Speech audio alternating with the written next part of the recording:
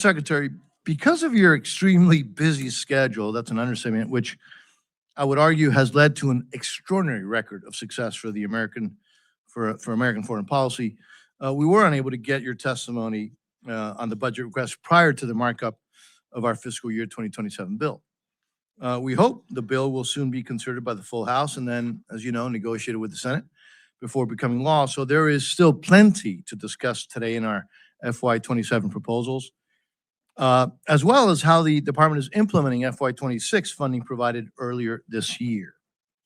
Now, despite being late in the budget season, I believe this hearing is well-timed. As you may have heard, I just returned from leading a CODEL to South America. I was reminded, once again, how much leadership matters.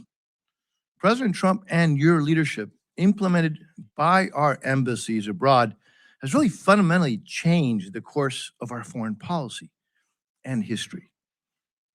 And it couldn't have come at a more important time. Following 4 years of the previous administration's efforts to consistently reward our enemies and frustrate our allies. Likewise, we see the positive impacts of the leadership of key partners in our hemisphere, such as President Peña in Paraguay and President Milei in Argentina, who are standing firmly with the United States and our shared values. Despite tremendous pressure, and in doing so, advancing the national security and economic prosperity of our country as well as theirs. But while the anti-American, anti-freedom forces in our hemisphere are really being defeated at the ballot box, they're not giving up. On the contrary, they are aggressively trying to sow chaos, including through violence. All you have to do is look at what they are doing right now in Bolivia. The region also is confronting external malign influences, most notably the PRC, who are not happy about what you and President Trump are accomplishing in partnership with pro-American allies. They're ratcheting up the pressure and will continue to fight back in what is now really contested space that America has ignored way, way too long. The Trump administration is transforming the world in bold and durable ways, and as chairman of this subcommittee, I intend to provide the resources you need to ensure we can double down on our wins and continue to support freedom and security throughout the hemisphere and beyond.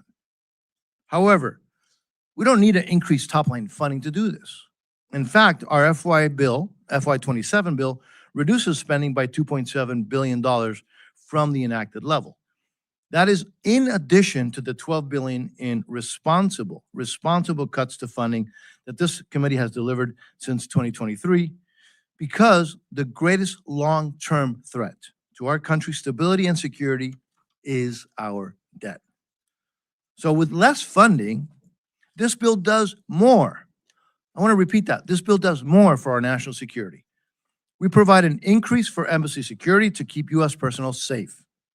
We increase foreign military financing and international narcotics control and law enforcement to ensure our partners and allies around the world have the best equipment and training to advance our shared security. I would note that your budget request in two of these areas, embassy security and counter narcotics and law enforcement, is greatly improved from the FY26 request by seeking levels that more accurately reflect the needs that we see today, especially to carry out President's national security strategy, the President's national security strategy. In the coming years, I look forward to examining more comprehensive budget requests that will support the ambitious and critical foreign policy goals of this historic president. Now, however, I think we both agree that it's not only just how much you spend, it's how the funding is actually spent. As you know well, Mr. Secretary, an America First policy requires careful strategic consideration of how to spend American tax dollars abroad. To that end, our bill maintains the requirement for you, Mr. Secretary, to consider prior to providing funds, the voting practice of other countries at the United Nations. It also requires an assessment of cooperation on other issues of importance to the United States, such as migration issues, opposing foreign adversaries, and burden sharing, among others.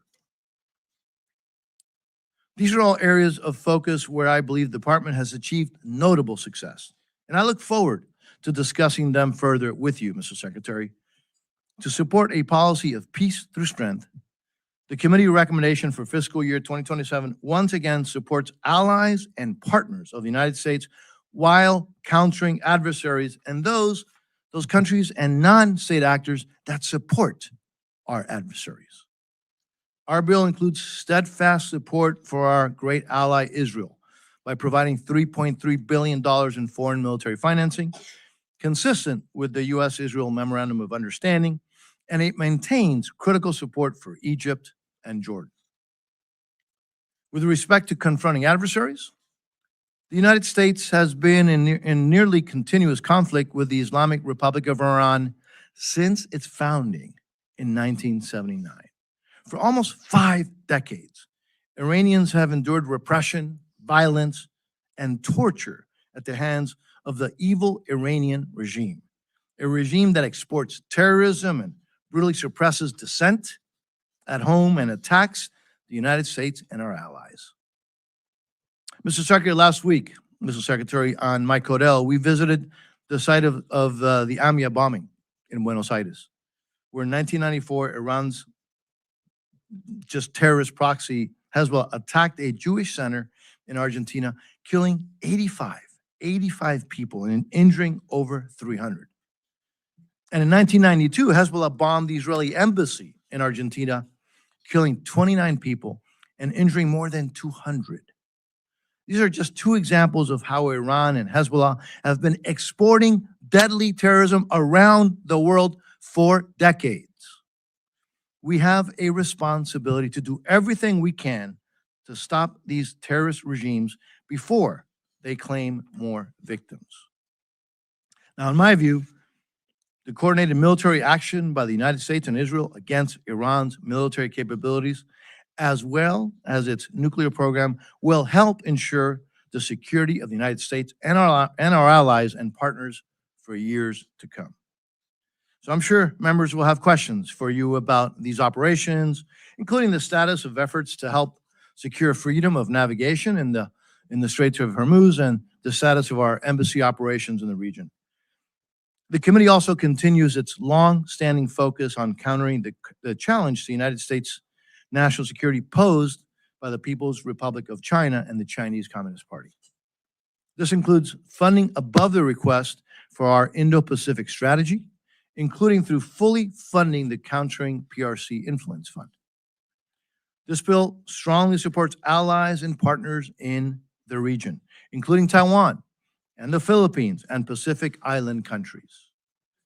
As I mentioned at the beginning, I am particularly proud of the fact that the United States has reprioritized the Western Hemisphere and put the Americas first, which has been a major foreign policy priority throughout our history. As with the president's bold action in Venezuela to remove the indicted criminal Nicolás Maduro, the United States is now decisively tackling security challenges closer to home, like putting anti-American regimes like Communist Cuba on notice. Threats to our national security should and will not be tolerated. The bill continues strong support for democracy programs for the people of Cuba, Venezuela, and Nicaragua, and calls on European partners seeking support for Ukraine to stand for freedom and democracy in the Western Hemisphere as well, especially in Cuba, Venezuela, and Nicaragua. One of the State Department's facilities in Argentina that we visited last week displays a plaque that reads the following. It says the following, quote, "Democracy is still the hope of the world." This is a sentiment that I think we should always remember. More broadly, the committee emphatically supports your efforts to strengthen the United States' economic ties with countries in our hemisphere. This includes combating the influence of the PRC, securing access to critical minerals, supporting the nearshoring of vulnerable supply chains, and identifying commercial opportunities, such as in countries transitioning away from authoritarian or communist political systems. All of these areas of emphasis align with administration priorities, and I look forward to working with you, Mr. Secretary, on the implementation. Mr. Secretary, we have endeavored in the committee to provide you with the resources and the flexibility that you need to implement the President's America First foreign policy.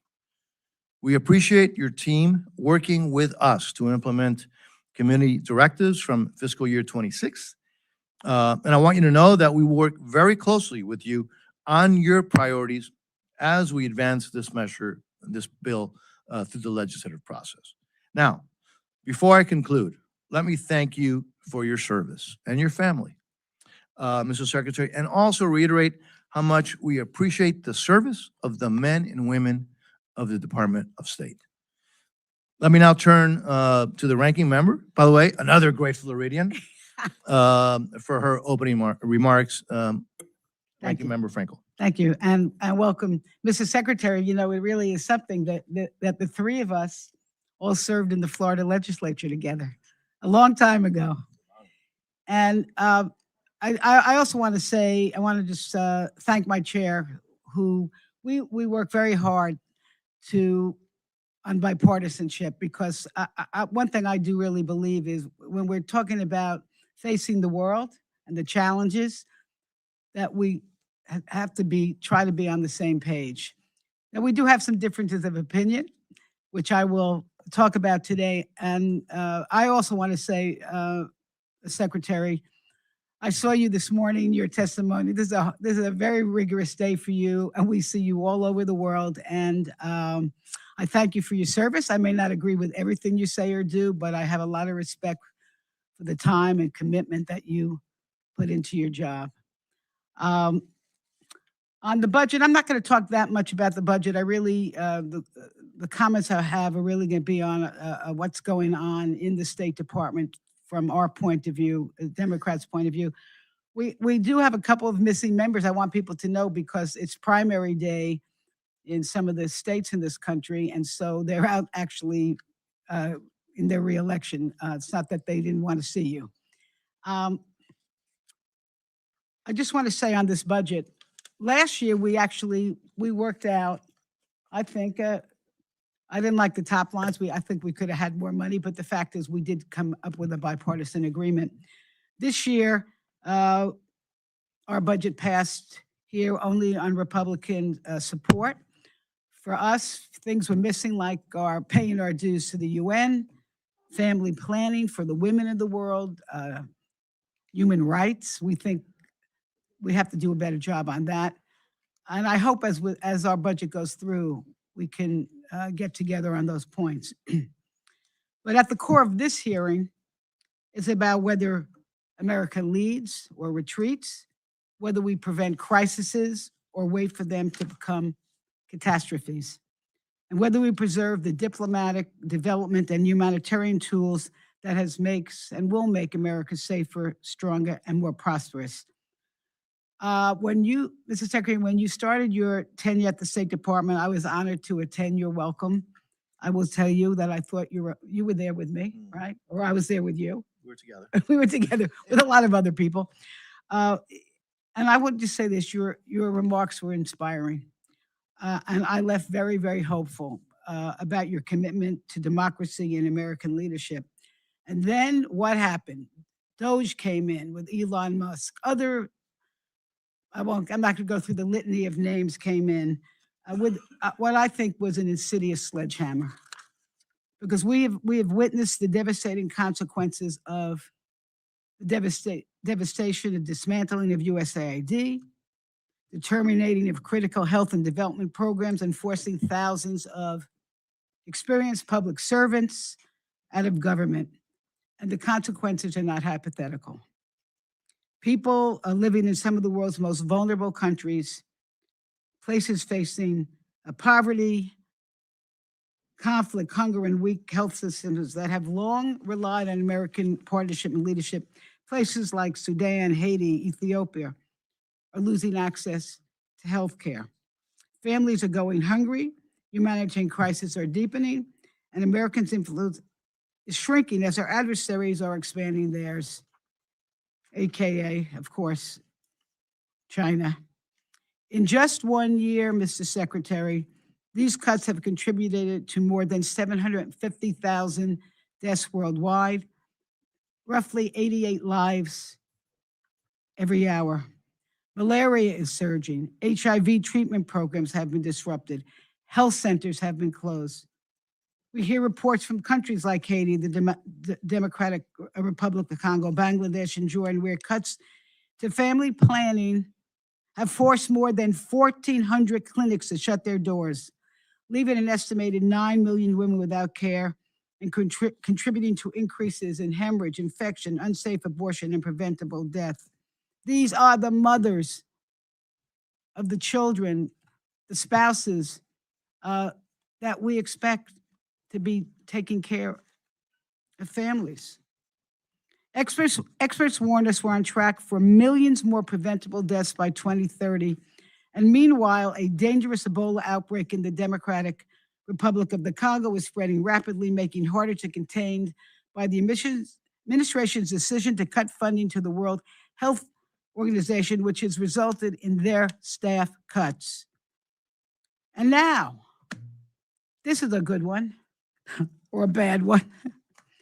At the direction of the vaccine conspiracy theorists, also known as Robert F. Kennedy Jr., the Secretary of Health and Human Services, this administration is continuing to withhold funds from Gavi, the Vaccine Alliance. And this is an organization which has helped save more than 20 million lives since 2000, immunized more than 1 billion children, strengthened health systems in some of the world's poorest countries, and help prevent the outbreaks of the deadly diseases such as measles, polio, pneumonia, retrovirus, and yellow fever, stopping them from becoming global threats. And now the administration has dramatically expanded the global gag rule, which was in many ways a killer to women, but now to conditioning vast swaths of non-military assistance on ideological requirements unrelated to the mission of foreign aid. And this will disproportionately affect the LGBT community. We should not let ideology get in the way of protecting human rights. At the same time, an understaffed and weakened State Department is expected to absorb the full scope of America's diplomatic, development, and humanitarian responsibilities while operating under restrictive, politically driven directives that often bypass congressional intent. And boy, has that been happening. We were promised that the State Department's reorganization would empower regional bureaus and strengthen American leadership. We do not see that happening. We were told that congressional directed programs would continue. Instead, priorities that Congress has funded and mandated, including food security, clean water, education, and women's empowerment, have been sidelined with little transparency and no clear implementation. And the reality is simple. Too few people are being asked to do too much without the expertise needed to succeed. More than 100 ambassadorial positions remained vacant, including many in Africa, a continent that will be home to 1/4 of the world's population by 2050. And meanwhile, many of our most experienced developmental professionals, grant offers, technical experts, they've been pushed out, leaving an already overwhelmed State Department staff to fill the gap. Because it seems to us that the American appears more focused on short-term transaction than long-term stability. And we are now seeing, and this is shocking, we are seeing life-saving assistance treated as leverage, only offering countries to agree to unrelated demands involving trade, deportations, and critical minerals to get the resources they need for their population to thrive. That's not partnership. I call it coercion. And, around the world, the humanitarian crisis continues. The war with Iran has now entered its 13th week. The Strait of Hormuz, I'm not telling you anything you don't know, remains largely closed, disrupting energy markets and the movement of fertilizer, not just oil, fertilizer, food, and humanitarian supplies. And these consequences are not only felt abroad, but also, of course, here at home, especially to our farmers.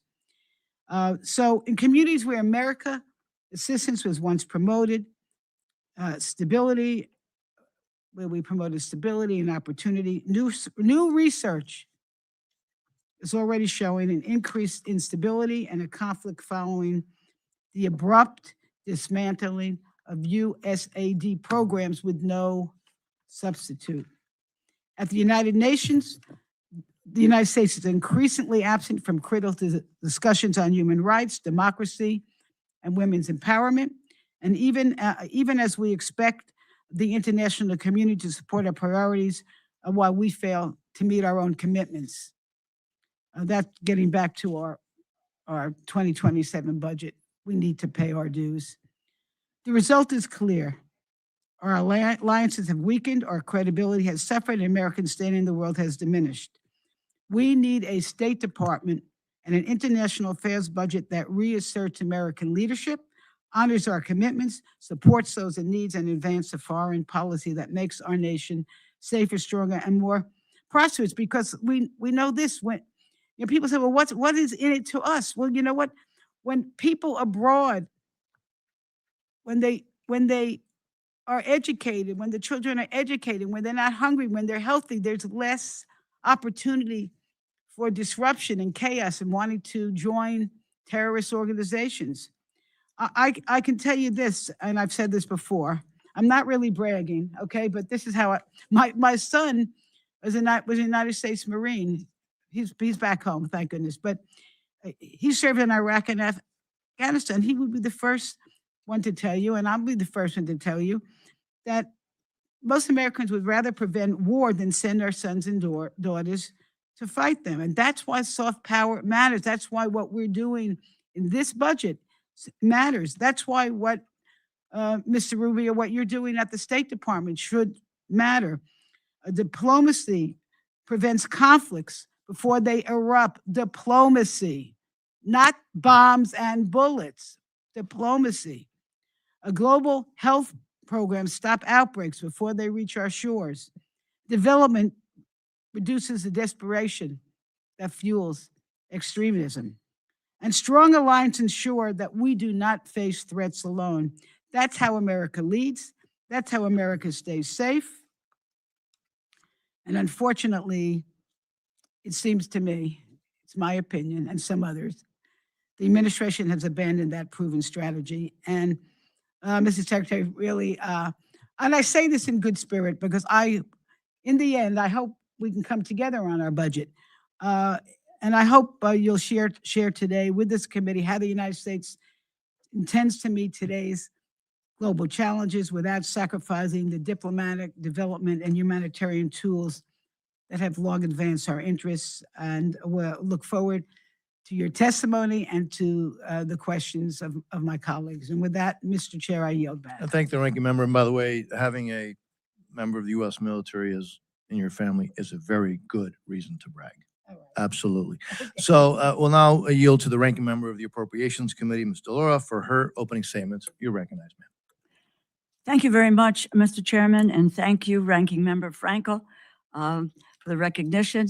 And I want to just say welcome, Mr. Secretary, and look forward to your testimony and questions.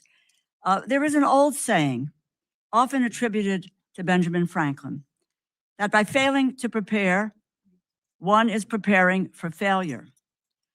That is a fitting description for this administration's foreign policy. To start, the Trump administration has hollowed out much of the American diplomatic corps.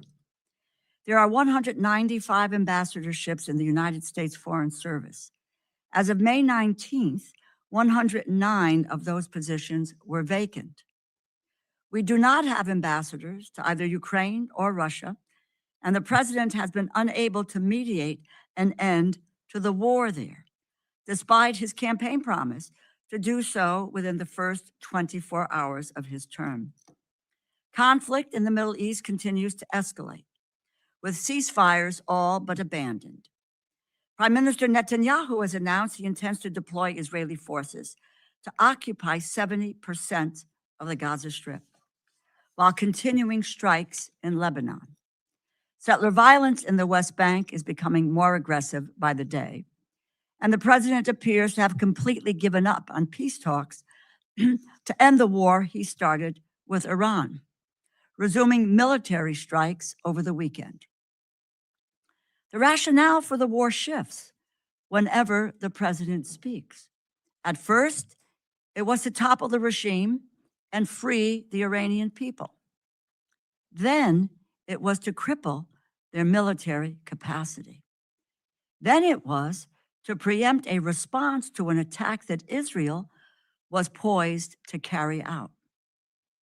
Then it was to reopen the Strait of Hormuz, which was open before President Trump started the war.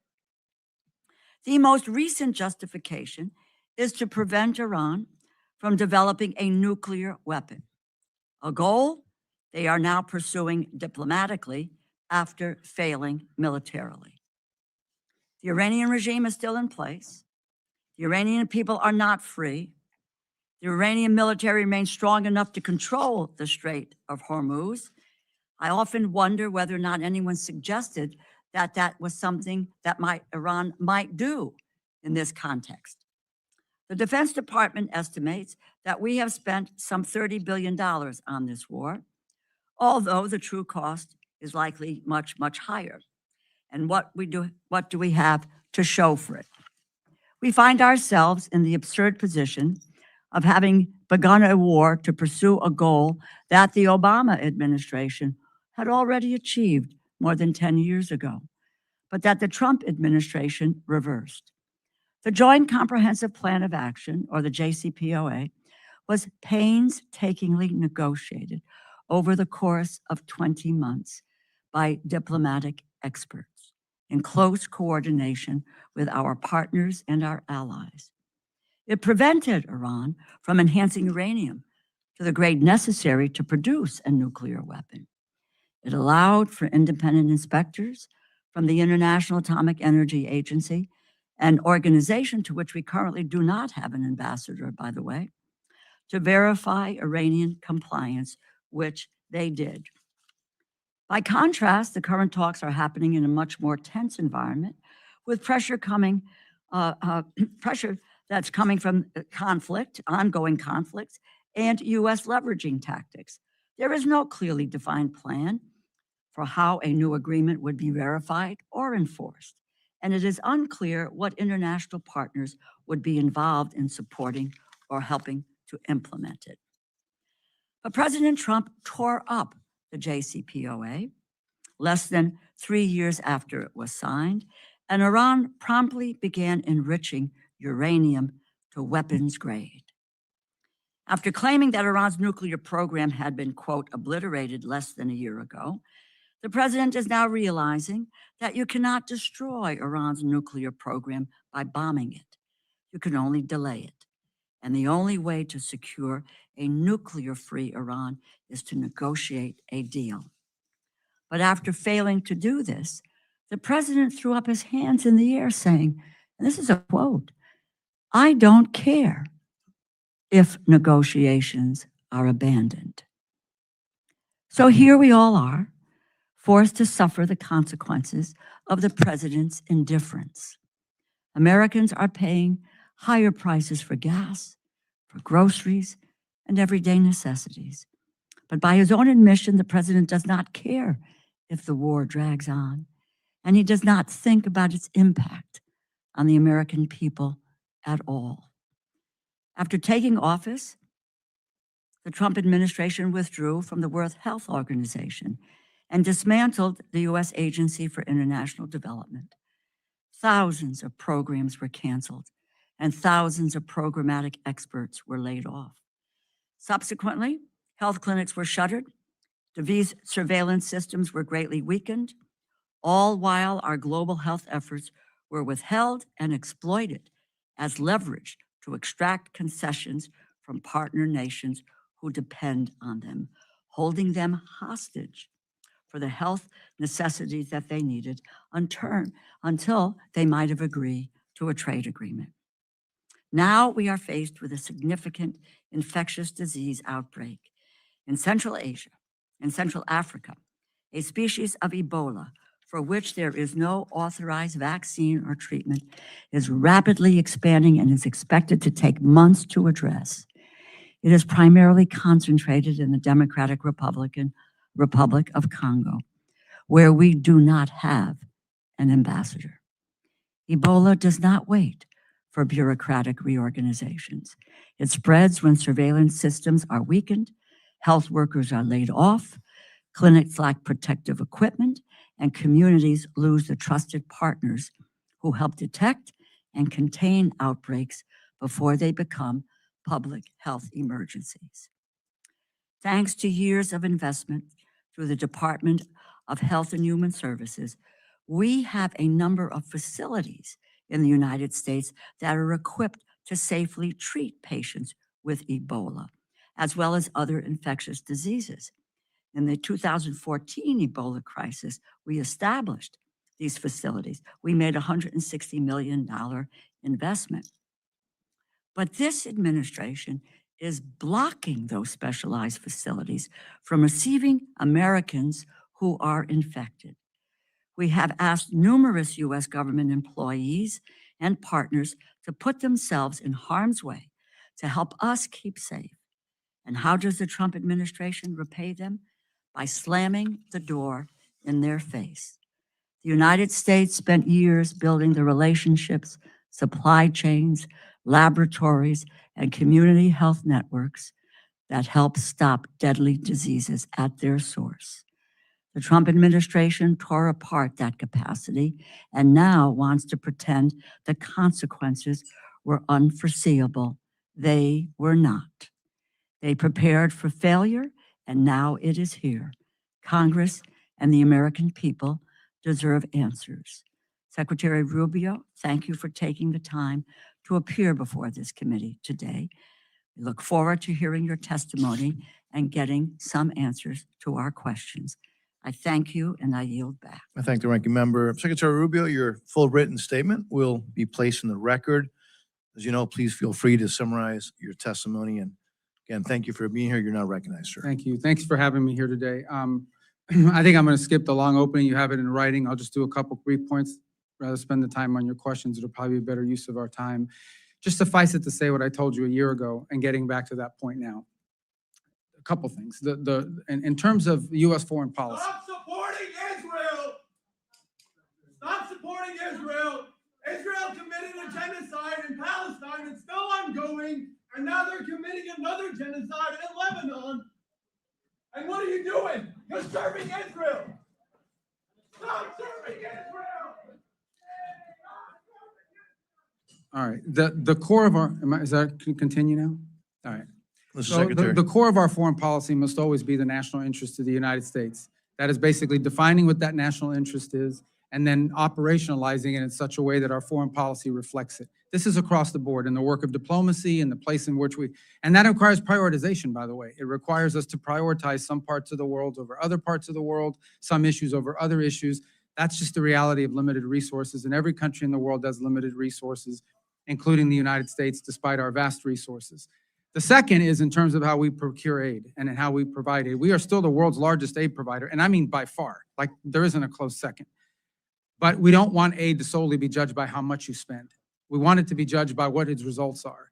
And I think we can talk about it today, but there are a couple points that I would raise that I think are very promising. The first is we've now entered in the global health strategy over 32 health compacts with countries around the world. And these health compacts basically are, the countries that are signing them love it, not just because they're getting the resources, but because we're investing in their domestic resources.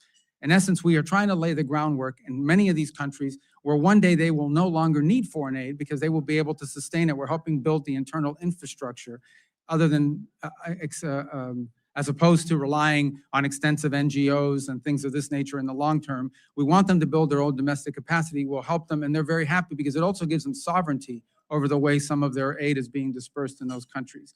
Likewise with humanitarian assistance, one of the great success stories of the last year is we are able, in a time of disaster, to respond faster than we were responding under previous administrations and organizations, and with much more effectively. Jamaica is a great example. They had a hurricane in the Caribbean. Jamaica was heavily impacted. We were able to respond very quickly and very effectively. The same has been the case in a couple of typhoons, and we're doing it now with Ebola, where we were able to program upwards of over $200 million very quickly in responding to it, down to the point of being able to, even through diplomatic means, establish a facility in Kenya for any Americans that are infected as an observation post for Americans. If someone's infected with Ebola, they will be transferred to a facility that could care for them. If they're not infected after the observation period, they'll be able to return to the United States or wherever it is they're traveling to. But we've also provided assistance to the individual partners that we have at the UN and in other places in providing aid immediately. So I would say that today, foreign aid has become more nimble, more responsive. It's operating faster because of some of the flexibility that you've given us to respond, but also more creative. And that's particularly true in the global health strategy. We can talk more in depth later on about some of the arrangements that we've made with international organizations. As an example, the Global Fund and our ability to meet our commitments to them. We've worked very closely with them. They're very, very happy with the way we've outlined our contributions to the Global Fund. I think there's a statement today from the UN and OCHA on the work that we've done with them and the ability to provide them the funds and resources necessary to carry out their mission. So I would just say that I feel like, while it is still ongoing and there's only always a process, I feel like we have made dramatic improvements in the way American foreign assistance is delivered across the world, but we're able to do it now, not just in a targeted way, but in a more effective way, in which it's not simply being judged by how much money you're spending. It's being judged by what results are you getting from it. And there'll be more to talk about in the field of PEPFAR and otherwise, if you want to ask about those. And now I'll find a way to work it in, but I don't want to take any more time. I want to get to your questions. So thanks for having me. Well, thank you, Mr. Secretary. And for the members, I'll call on members based on seniority of those present when the hearing was called to order, and as always, going alternating between each side. Each member will have 5 minutes for questions and responses. I anticipate that we'll have enough time for 2 rounds. So let me begin, Mr. Secretary. Secretary, if a country is a U.S. designated state sponsor of terrorism and ordered its Air Force to shoot down unarmed U.S. civilian aircraft in international waters, and kidnapped and held hostage a U.S. humanitarian aid worker, and harbored terrorists and fugitives from U.S. justice, and closely is allies with another state sponsor of terrorism, which is Iran, and provided intelligence and security support to the narco-trafficking anti-American Maduro regime in Venezuela, and was found smuggling hundreds of tons of weapons material to North Korea, and repeatedly welcomes Russian spy and warships, and encourages thousands of their nationals to deploy to Russia to fight on Russia's side in Ukraine, and is currently giving China access to spy facilities with signal intelligence capabilities, and furthermore orchestrates an extensive espionage network against the United States, and has over 300 military drones within reach of U.S. territory, including U.S. military installations and nuclear facilities. Would you consider a country like that as a threat to the national security interests of the United States? Yeah, and I think you're describing Cuba, and that's absolutely the case. But I think one more point I would make is all of these violent Marxist, left-wing, radical terrorist groups that operate in many countries have destabilized Colombia, for example, for years, and others all found their seed money from Cuba as well. They sponsored these groups all around the region, and part of the region is still paying the price for the rise of those groups, particularly the FARC elements that have now spun off and are actually carrying out violence as we speak in Colombia. Yeah, and I hear that from heads of state throughout Latin America, the impact that regime continues to have, the threat to their security, to democracies, and to our national security. Let me shift again also to the Western Hemisphere on Venezuela. We know what happened. This fugitive of U.S. law is now in here in U.S. custody, and that we thank the Secretary you and the Secretary of War, and in particular the President, for his leadership on that. You have laid out what I believe is a clear three-phase plan for Venezuela. Stability first, and then recovery, and then transition. Where are we in that process, and are we still on track? Yeah, first, I think it's important to remind, I think tomorrow will mark the 5-month. I know it feels like it was 5 years ago, 3 years ago, 7 years ago, 5 months ago. That's how long we've been into this process. So let me say, Venezuela is not today where we hope it will be for the peoples of Venezuela's sake, but it is on a trajectory that I think is a very positive one if it continues, and it has to continue. As you said, our first priority was stabilization. We did not want to see mass migration. We did not want to see a civil war. We did not want to see societal breakdown. And that required working to the extent possible and wise with existing institutions, not to preserve them or to perpetuate them, but to ensure that we didn't have systemic breakdown. The second is recovery, which is the phase I would argue we are primarily in right now. And that is the ability to recover their economic vibrancy, to allow small businesses to develop and the like. And part of that is ensuring that the wealth of that country, which is primarily through mineral resources that are and energy resources, are going to help the people of Venezuela directly. And that's what you see through the Treasury blocked account, is that the money that they're generating from these oil sales is being driven to pay for things like salaries and to buy medical equipment and things that are beneficial to the people, not being pilfered and used as side hustles to help, cronies. Obviously, more work remains to be done. Ultimately, and other things that need to happen, ultimately, the answer in Venezuela is a free and fair democratic election, because it's not just the right thing, it also is necessary in order for them to be able to attract the kind of investment that they want. In order for it to be a long-term and investable place that can attract the kind of capital and interest and normalize the way their economy works, they will need to have a government that is legitimately in place through elections. But you have to create the conditions for that. Those conditions include free and open media. We've seen independent journalism operating again in Venezuela. That's been a positive. You need to give space and time for political parties to organize and prepare them, position themselves to participate in those elections. You need a new electoral council because they're the ones that are going to be counting the votes and ensuring that the vote is legitimate. All that work is ongoing. There are multiple areas of cooperation with the interim authority, some of which are not publicly discussed in the proper setting we could, that have been very positive. And I also think, for talking about diplomacy, we now have an embassy open there with Americans on the ground every single day, interacting with the business community, with American businesses that are interested in coming in, with members of the interim government and also members of the opposition.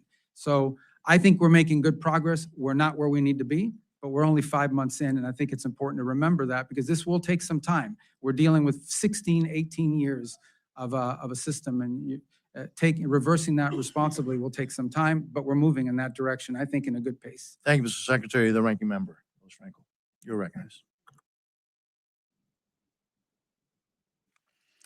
First, just very quickly, Iran's proxies have been the cause of so much human suffering, not just in Israel, but around the world. Of course, Hamas was responsible for the attack on Israel. We see Hezbollah shooting rockets into Israel, but other parts of the world. Question is, are billions of dollars or any funding going to go back to Iran so that they can resume to fund their proxies as a result of the deal that you are talking about?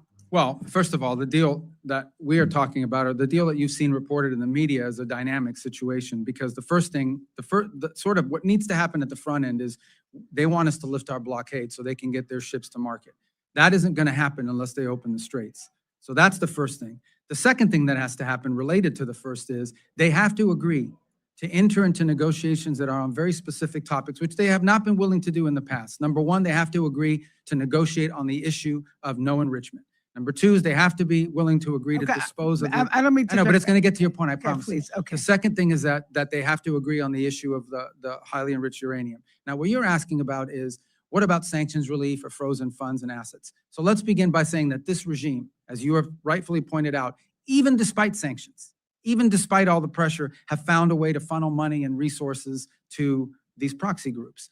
What's being discussed is, what do they get in exchange what nuclear sanctions that have been on them do they get in exchange for compliance for the reason, if they comply with the reasons why those sanctions were put in the first place? All of that will be condition-based, meaning no, there's not going to be some sort of advanced signing bonus or good faith front. I mean, really, my money. question is the administration contemplating returning money to Iran so that they can continue to fund these proxies, all that are hurting millions of people? Yeah, well, if the money is going to fund the proxies, then it won't be returned to them, obviously. I think the question you're really asking is what concessions are you willing to make in a negotiation? There are specific sanctions. Some of them are congressional, some of them are UN, and some of them are from the executive branch. But there are specific sanctions that are in place related directly to their nuclear program. All right, well, let So me just. That's not why to- they were put in place in the Listen, first place. we're taking back my time. I would just say this. I would urge this administration not to give money to Iran to continue the work of their proxies. But let me move right on because I want to talk to you about what's actually happening at the State Department. USAID was dismantled. They did so much of the development work, humanitarian work around this world. You told us that the regional bureaus and embassies were going to do the work.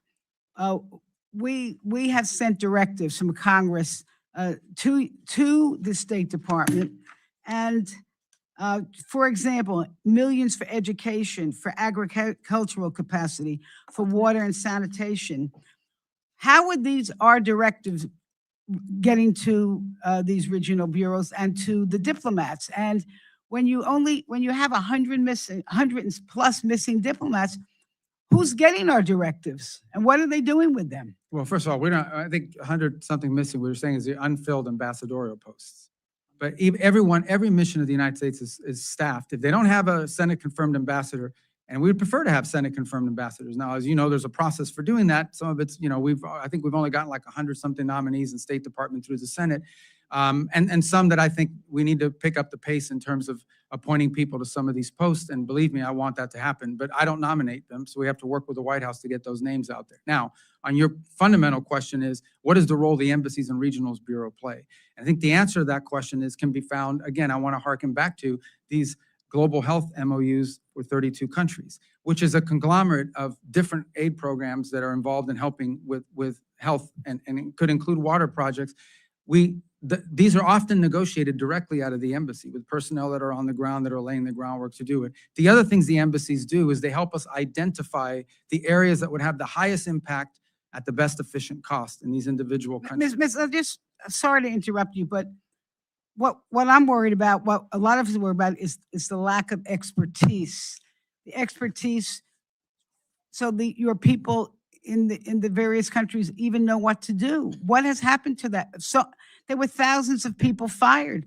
I mean, how do we know that in each of these countries you have someone there who knows how to fix a water system? Or well, first of all, I think that we would ideally do in every one of these cases that we would be partnering with the local government, with the domestic government, with our host nation, to ensure that we're relying on building their capacity to do this work. And our job, it depends on the country. And that's the unique part of the way I approach this. You could do a bucket and you can say, this is money for X, and it has to work exactly the same all over the world. Or you could do it the way we're doing, which is understanding that a health MOU with one country maybe look very different than what a health MOU looks like in another country.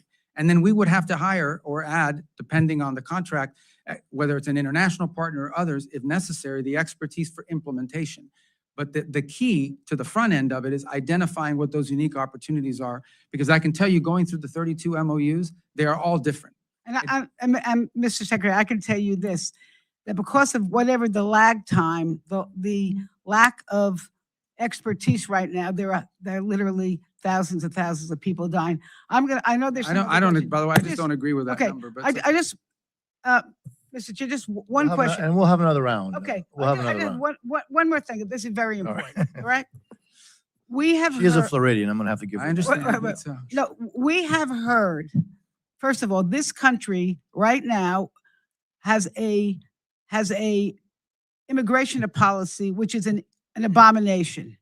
We're taking innocent people who have committed no crimes off the street, and we are sending them to countries, some of them that they have no connection to.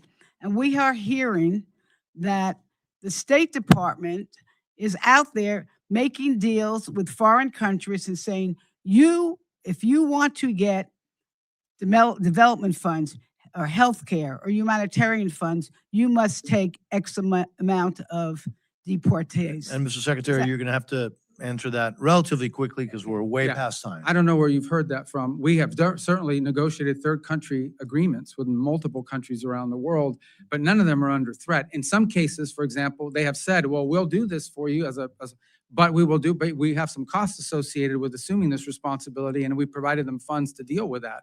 But I can't recall of a single instance, I don't know who's reporting this to you, where we're basically threatening a country that we're gonna never deal with them again if they don't help us. But obviously, we are friendly and help, but this is the way diplomacy should work. Honestly, let's be frank. We are going to reward those that are good to the United States.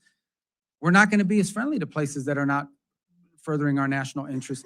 For a long time, this has been going on. There are countries around the world we were spending millions and millions of dollars, and they vote with us against us 99% of the time at the UN, and all the commercial contracts are with China. But yet we're funding their entire healthcare system. Look, I think that's a legitimate thing to say, hold on a second, does this make sense?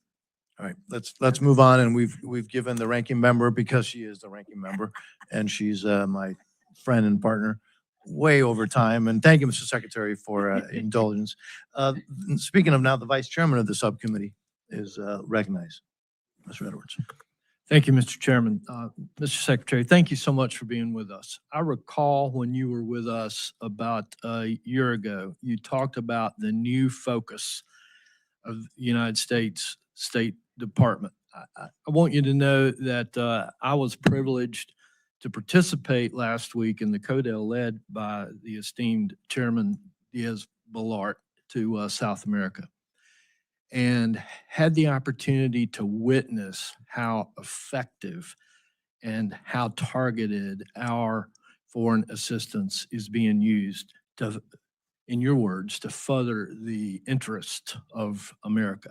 It was so incredibly obvious through the empowerment of the ambassadors that I was able to meet there, through the sense of respect that those ambassadors carried, along with not only the empowerment that they had, but the sense of respect that they had from the people in those countries, almost to the same level as their very own heads of state. And it was so heartening to see your words put into action in those countries. It's truly working. We saw evidence that narco-terrorism is being eliminated. We're saving lives here in America because of that. It was obvious that the influence of China is being diminished, and that the United States is being so much more recognized as not only a military and economic strength, but as that soft power that I continue to hear members here on this panel speak of. And so I just commend you and the administration for the work that you're doing. I got to witness it firsthand, and I appreciate the chairman leading such a distinguished CODEL to let us see and learn those things. One of the things that you spoke about a year ago was recognizing America's humanitarian responsibility in countries like this. And I've had a number of organizations, the NGOs that are charged with administering humanitarian assistance, talk to me about concerns with the predictability of the funding that this committee has appropriated. And I think you can probably agree it's necessary for them to be able to predict when that funding will come available so that they can plan human resources, so they can plan on supply lines and that sort of thing. What advice can you give this committee and those folks that are charged to implement the humanitarian needs on how we can work better with the State Department on that predictability? Well, first of all, it's, unless I know the specific programs or it's a little bit harder to opine in general on what you've outlined, other than to say that I think what they'll find, certainly over time, is that their ability to get answers will be much quicker. Now, we still have an obligation and a due diligence requirement in any contract we award, any grant, any monies we obligate. We have to make sure the money's being spent on what it's supposed to be spent on. We have to make sure that it's being dispersed at an appropriate rate and that we're getting a result for it. So I think what they'll find over time is that the system that is managing this for them now will be a lot less Byzantine, a lot less bureaucratic.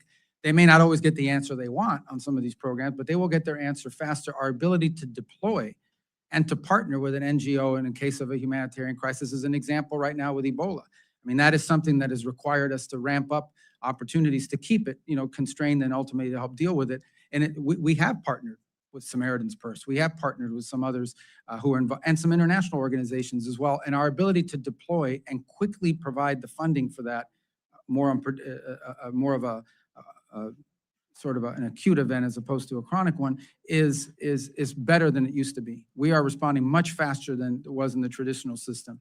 And the more legacy projects, I think what they'll find over time is once this becomes systemized year in, they'll become more familiar with our systems, and they'll find that certainty that they need in terms of planning and so forth. But I would just say we'll continue to communicate with your offices on specific programs as we've done throughout the year when people raise one with me and say, this specific contractor, oftentimes what you'll find is because the system is new, they still haven't figured out how to work through it. Once we can resolve that, it becomes more systemized for both sides. Thank you, and I look forward to working with your department in order to do that. Great, thank I you. yield. Thank you. Just a note that on this side, we've been on time, but I'm not complaining. The ranking member of the full committee, it's a privilege to recognize you. Thanks for not complaining, Mr. Chair. Mr. Secretary, nearly 60% of Americans disapprove of President Trump's illegal war of choice with Iran.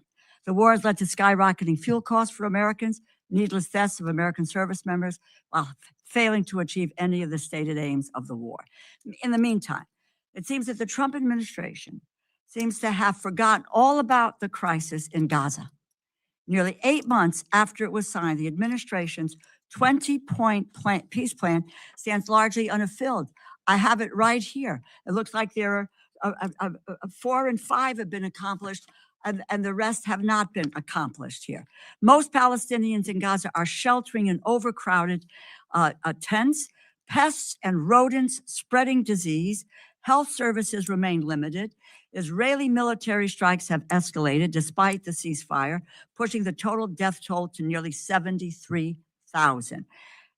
Late last week, Prime Minister Netanyahu ordered the IDF to seize 70% of Gaza in complete violation of the ceasefire agreement.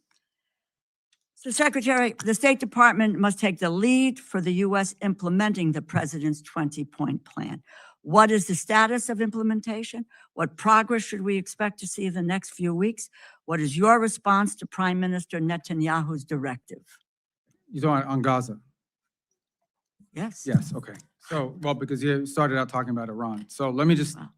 first let me just say I disagree I with. said in the meantime, the Trump administration seems to have forgotten about the crisis in Gaza. No, no one's forgotten about it. I think luckily there's not active combat operations happening of the kind that we saw a few months ago, but it's still a challenge that we're going to work through. I just wanted to correct the record for a second. You said we had not achieved our stated aim, and I know you went through it in your opening statement. No, if you don't mind, I have a limited time for questioning, Mr. Secretary. No, but you gave My a long question- introduction, and then my- everyone can answer some of these things. No, They just well, need I'm going to sit get to there? Gaza.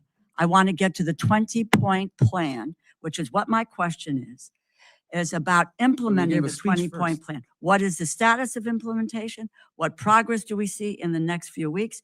What is your response it. to So- Prime Minister Netanyahu's directive? Let me first start with the status. We are now at a phase where we should be having or want to have an international stabilization force that goes in and provides the security. This requires the demilitarization of Hamas, which right now they have not been willing to meet the conditions necessary. By the way, it's not just the United States that's complaining about it. Many of our partners in the region are pressuring Hamas to enter the demilitarization phase. So there will be no progress with the 20-point plan unless there is a demilitarized Hamas. Well, there are other Correct? elements of the 20-point plan that are ongoing. As an example, the plan for reconstruction and economic development and the donors that are coming forward to fund it, that continues to move forward and develop. It's just you can't implement it. No one's going to invest money in Hamas, in Gaza, until Hamas is No. demilitarized, because they know there's going to be another war. These They're not. 20 points were to be moving, I would think, and moving along with various phases of implementation as we go along here. In terms of also humanitarian aid, it is all laid out, but as I said, there are only 2 that have been apparently implemented. No. That is with 72 hours of the hostages will be released. So Netanyahu's directive, IDF sees 70% of Gaza. Just your view, because I need to move on. Yeah, our view of it is, I think those comments he made last week in an appearance that he did somewhere, we have a plan. It doesn't call for that. And at the end of the day, we understand that what we want, and I think what the Israelis would ultimately want, is a Gaza that is governed by a non-Hamas. So you have no opinion people- on the IDF seizing 70%? Well, of he made that Gaza. statement, but that's Well, not but you- part of this plan. This plan doesn't call for that. What this plan calls for, and it's what we're committed to carrying out, is that. But the there people has of been Gaza no are governed by- implementation of the plan. Well, that the people of Let- Gaza are governed let by me a just- technocratic Palestinian government, a Palestinian. Please, Mr. Secretary. No, we but go you're round asking and me round. questions. You're not letting me answer. Yes, you are answering them. No, you're not answering them because you don't have answers. But you don't let me finish. Let me just say this. And first of all, you talked earlier in your comments about humanitarian assistance and how quickly it's going out. Quite frankly, that hasn't really happened in Gaza. Commercial, not just commercial, humanitarian aid going in. Let me just talk about That's the false. humanitarian assistance. That's a false statement. I have to It is correct not you a on false that. It's not. statement. We spent hundreds of millions of dollars in humanitarian aid in Gaza already. And that includes through the World Food Program and other organizations. You know, I've talked to Cindy McCain at World Food about the situation, the humanitarian crisis in Gaza. So have I. And the food and Talked to her all the hunger, time. and In it's fact, I met not with her a month there. ago, and she It's would not disagree there. with you. Let me just continue on. Humanitarian situation in Gaza worsens. At the same time, the Israeli government has ramped up its pursuit of a de facto annexation of the West Bank. Oslo Accords have been torn up. Demolition orders for Palestinian villages are on the rise. Incidents of settler violence have surged with no accountability, and the construction of settlements and outposts continues at a rapid speed. From May 12th to May 18th, Palestinians faced more than 50 attacks by settlers across the West Bank, including arson attacks that damaged a mosque, homes, farmland, and vehicles. The UN Office for Coordination of Humanitarian Affairs has documented an average of 6 such attacks per day. The Israeli government has begun proceedings to demolish the Palestinian community of Khan al-Ahmar, just east of Jerusalem, as part of its goal of constructing settlements along the E1 corridor, which would bisect the West Bank, foreclose the possibility of a continuous Palestinian state. Mr. Secretary, do you believe that the situation in the West Bank is one that leads to greater cooperation between Israelis and Palestinians, or will create conditions for a two-state solution and promote Israel's two-state solution, in my view, will promote Israel's long-term? As the president has stated clearly and repeatedly, he is not in favor of these changes or this changes in the status in the West Bank, that it potentially complicates our ability to work out the deal in Okay, Gaza as thank well. you. And the president's been consistent. He has said this multiple times, and we've shared that with our Israeli counterparts as well. Mhm. Thank And you. what are we doing to deal with settler violence? We will in do the West that on the, Bank. if that's all right, we'll do that on the second round. Fine. because We're way over. Thank you very much. No, Mr. thank you. Chairman. Thank the ranking Thank you. member. Thank you. Mr. Molinar, who's also the chairman of the select committee on the CCP, is recognized. Thank you, Mr. Chairman. Secretary Rubio, thanks for being with us today. And thank you for the important work you're doing around the world and for the sacrifice you and your family are making in order to do that. We appreciate it. Also, just want to say my apologies for the young gentleman from the CCP funded Code Pink who interrupted your opening statement. I want to go right into some questions about the CCP. I wonder if you could characterize China's support for Iran, military or otherwise. Okay, well, it's an important question.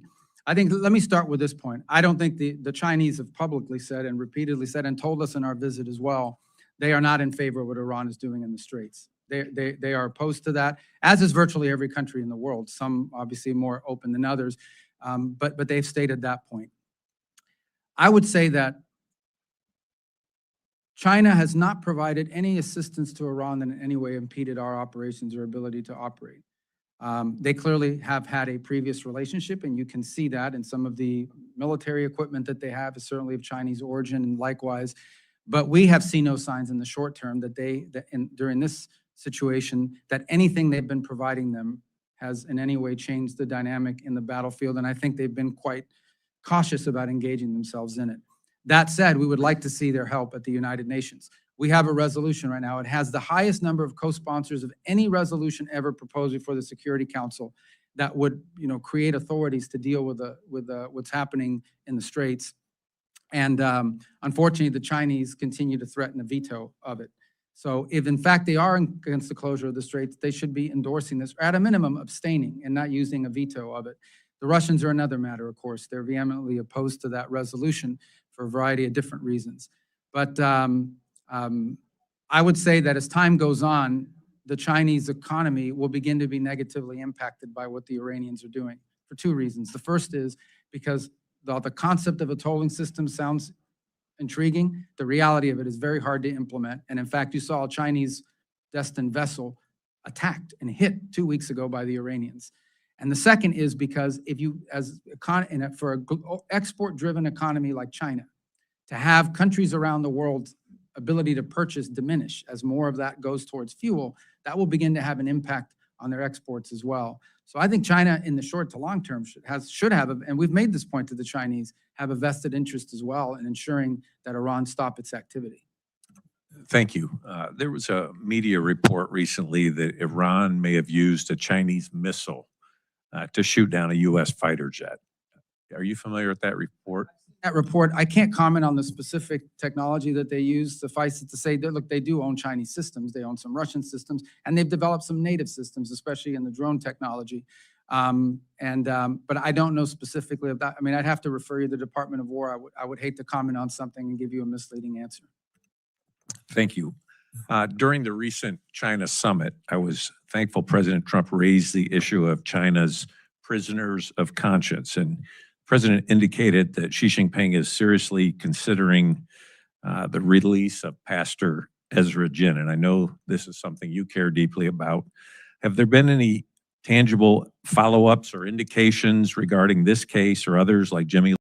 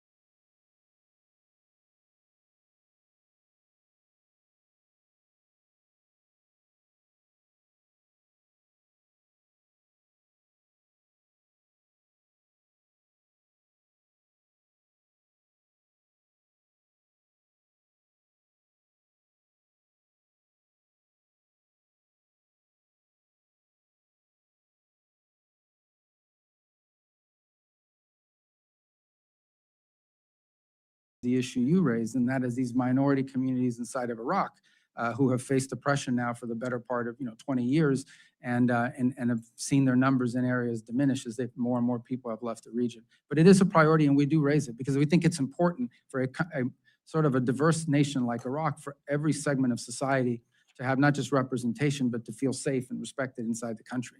It is a feature of our talks with them. Thank you. Thank you, Mr. Chairman. Thank you. Ms. Meng, you're recognized. Thank you, Mr. Secretary, for being here. As the daughter of immigrants, I'm so proud to represent Queens, New York, the world's borough, and a strong community of immigrants and refugees, including a large Afghan community. Even though we promised them safety in exchange for risking their lives for our country, thousands of our vetted Afghan allies remain stranded abroad, including relatives of some of my constituents. Last month, this administration reportedly decided to close Camp Asaliya and force 1,100 Afghans there to choose between going to the Democratic Republic of the Congo, where they have no ties and which is facing an Ebola crisis, and Afghanistan, which would be a death sentence. What is the plan to help our vetted Afghan allies who were promised safety in the U.S.? Yeah, well, the plan is, and we're working on this very actively, and is to have more than just those two alternatives. And obviously, the Afghan alternative is not one that's realistic for most of them. And so we're engaging every single day, and we think we have a number of other countries that are willing to. Now, the question is not countries willing to assume. The question is how many. We have about 1,000-something people there, and we have to move them. And so I don't think there's one country that's going to take all 1,000, but it has to be countries that are willing to assume some of this responsibility in numbers that are manageable to them, but also places that give more options to these individuals that they would be comfortable going to. So we are very actively engaged in this. As you know, we have a lot of Capitol Hill engagement on this issue from both sides of the aisle. It's a priority for a lot of people. And we don't want to see a situation where any of them are being forced back into Afghanistan, because that's just clearly not an option for some of them. The case of relatives of American citizens, I think is a separate case in the sense that they have ties to the United States. And so that process, the processing is still ongoing in terms of the applications, the background checks and the vetting and so forth. We're obviously operating right now under a directive that prohibits the entry of Afghans into the United States. But that could change at some point, and that we'll be able to facilitate some of those.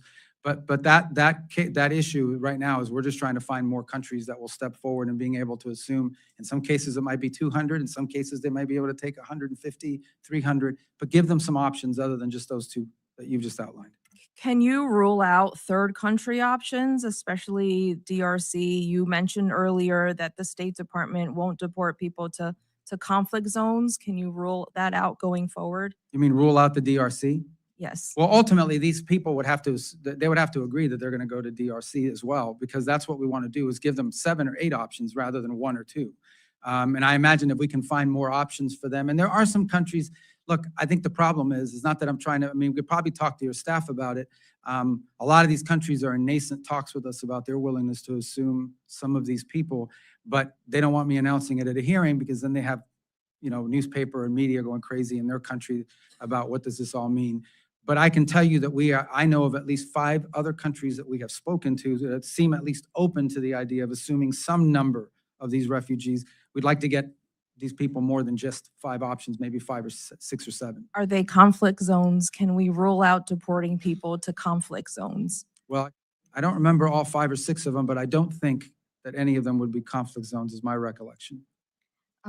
Thank you. At the same time, we are stranding our Afghan allies. We are rolling out the red carpet for white Afrikaners from South Africa, even though we've completely stopped resettlement of other vetted refugees. The president recently approved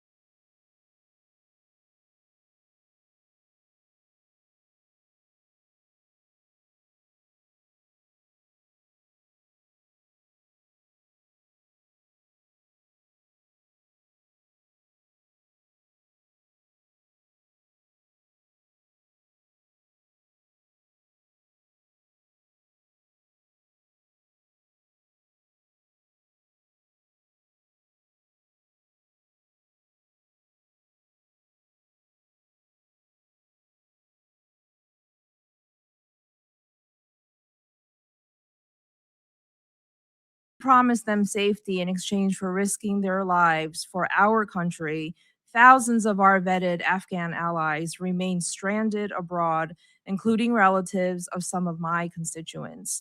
Last month, this administration reportedly decided to close Camp Asaliya and force 1,100 Afghans there to choose between going to the Democratic Republic of the Congo, where they have no ties and which is facing an Ebola crisis, and Afghanistan, which would be a death sentence. What is the plan to help our vetted Afghan allies who were promised safety in the U.S.? Yeah, well, the plan is, and we're working on this very actively, and is to have more than just those two alternatives. And obviously, the Afghan alternative is not one that's realistic for most of them. And so we're engaging every single day, and we think we have a number of other countries that are willing to. Now, the question is not countries willing to assume. The question is how many. We have about 1,000-something people there, and we have to move them. And so I don't think there's one country that's going to take all 1,000, but it has to be countries that are willing to assume some of this responsibility in numbers that are manageable to them, but also places that give more options to these individuals that they would be comfortable going to. So we are very actively engaged in this. As you know, we have a lot of Capitol Hill engagement on this issue from both sides of the aisle. It's a priority for a lot of people. And we don't want to see a situation where any of them are being forced back into Afghanistan, because that's just clearly not an option for some of them. The case of relatives of American citizens, I think is a separate case in the sense that they have ties to the United States. And so that process, the processing is still ongoing in terms of the applications, the background checks and the vetting and so forth. We're obviously operating right now under a directive that prohibits the entry of Afghans into the United States.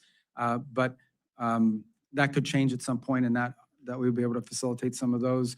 But that issue right now is we're just trying to find more countries that will step forward and being able to assume. In some cases, it might be 200. In some cases, they might be able to take 150, 300, but give them some options other than just those two that you've just outlined. Can you rule out third country options, especially DRC? You mentioned earlier that the State Department won't deport people to conflict zones. Can you rule that out going forward? You mean rule out the DRC? Yes. Well, ultimately, these people would have to agree that they're going to go to DRC as well, because that's what we want to do, is give them 7 or 8 options rather than 1 or 2. And I imagine if we can find more options for them, and there are some countries, look, I think the problem is not that I'm trying to, I mean, we could probably talk to your staff about it. A lot of these countries are in nascent talks with us about their willingness to assume some of these people, but they don't want me announcing it at a hearing, because then they have, you know, newspaper and media going crazy in their country about what does this all mean. But I can tell you that I know of at least 5 other countries that we have spoken to that seem at least open to the idea of assuming some number of these refugees. We'd like to get these people more than just 5 options, maybe 5 or 6 or 7. Are they conflict zones? Can we rule out deporting people to conflict zones? Well, I don't remember all 5 or 6 of them, but I don't think that any of them would be conflict zones, is my recollection. Thank you. At the same time, we are stranding our Afghan allies. We are rolling out the red carpet for white Afrikaners from South Africa, even though we've completely stopped resettlement of other vetted refugees. The president recently approved 17,500 spots for Afrikaners and none for any other refugee from anywhere else in the world. Can I ask what your standards and justification for issuing only refugee slots for them? Well, first of all, the United States over the last 4 years before the president returned to office assumed upwards of 15 to 20 million people that entered our country through a variety of methods. So our immigration policies must always ultimately be geared by the national interest of the United States. And in an era where we're already dealing with 15 to 20 million people that have entered the country in a mass migration event in such a short period of time, adding to that number in the short term would make no sense, in our view, from the national interest, hence the freeze on refugee admission. The case you point to is a very specific one, probably a time-limited one, and that is we have gauged that there is real interest from a unique subset of people in South Africa who would be interested in coming in the United States and who we assess have a high likelihood of rapid assimilation and success in our society, and hence this program was created. Now, that's not a program that's going to exist in perpetuity. It's a program that's designed to the fact that we are seeing the demand. We are seeing applications from South Africa of people willing to enter the United States, and we think this is a group of potential refugees. So our Afghan allies are refugees. They have been vetted. 1,100 versus this new 17,000. But it's more than just vetting. We're also trying to determine, again, this is the immigration policy of the United States. Like everything we do has to be geared by the national interest. And it is in our national interest, if we are allowing people to enter our country, be people that can quickly assimilate into society and be successful. and Why not become can't public they charges. assimilate into society? Yeah, a background I've check is been not to the their same as centers in assimilation. my district in Queens. Well, They have assimilated and contribute and pay taxes. yeah, but we've already assumed a lot of Afghan refugees. As you said, you have them in your district. We've already assumed a large number in the past.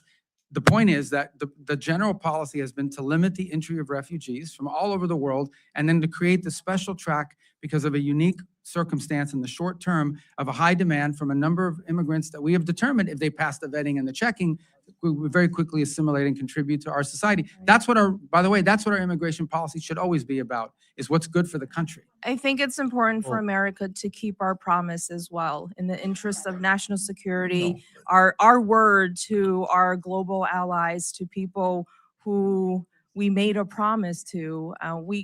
1,100 versus 17,000, 1,100 vetted allies who already helped this country. I think they should be given consideration and not sent to conflict zones. And I think, Thank you, I I don't yield know back. if the Secretary, you want to, and you've already answered. Do you want to say anything else? So, I mean, we talked about the point and the decision that was made. Yep. Mr. Alford, you're recognized, sir. Well, thank you, Chair. Thank you, Ranking Member and the Ranker for our full committee. I do want to recognize you, Mr. Chairman, for the great work that you've done to help rein in the spending while still protecting America's national security interests around the world.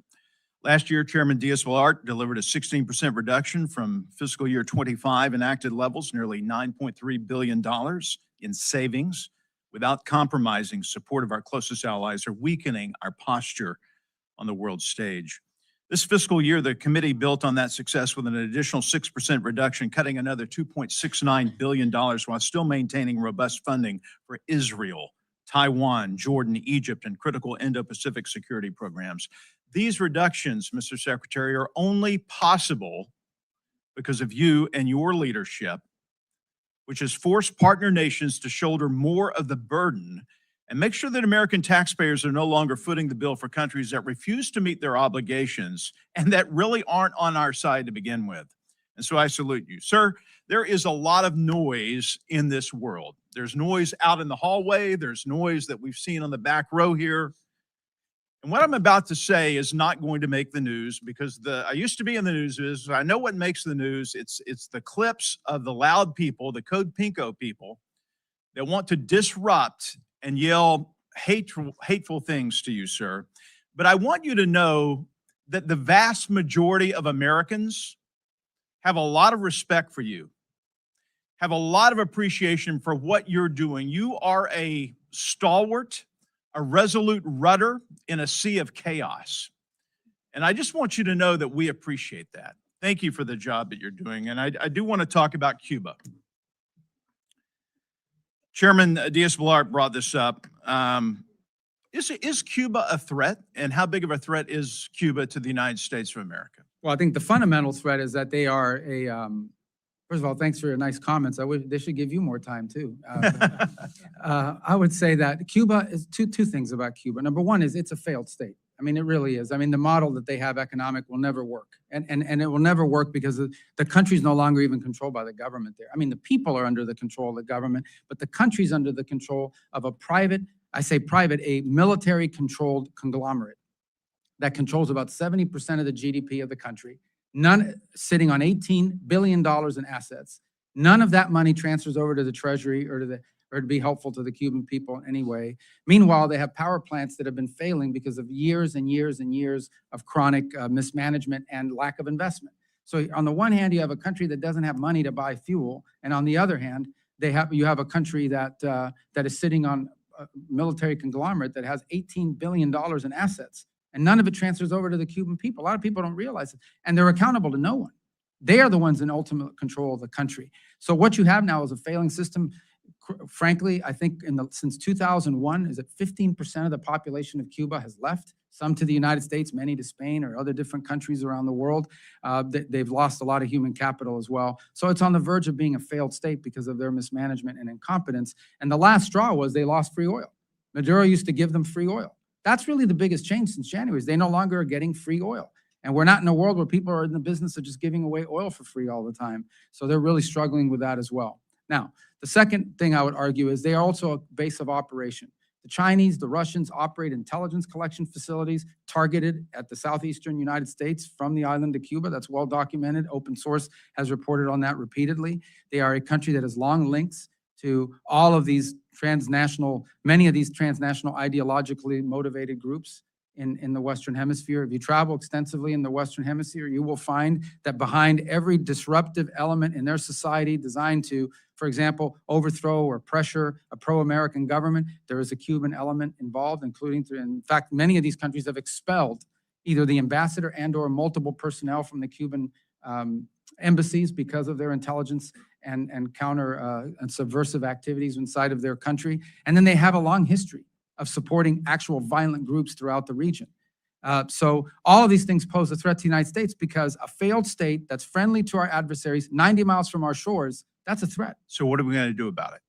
Well, the first thing we're trying to do about it is find a better way forward for the people of Cuba. By the way, we've made offers to them in this regard. We have offered to distribute $100 million of humanitarian aid through the Catholic Church and other non-governmental organizations. First, they denied we made the offer, so then we went public with it.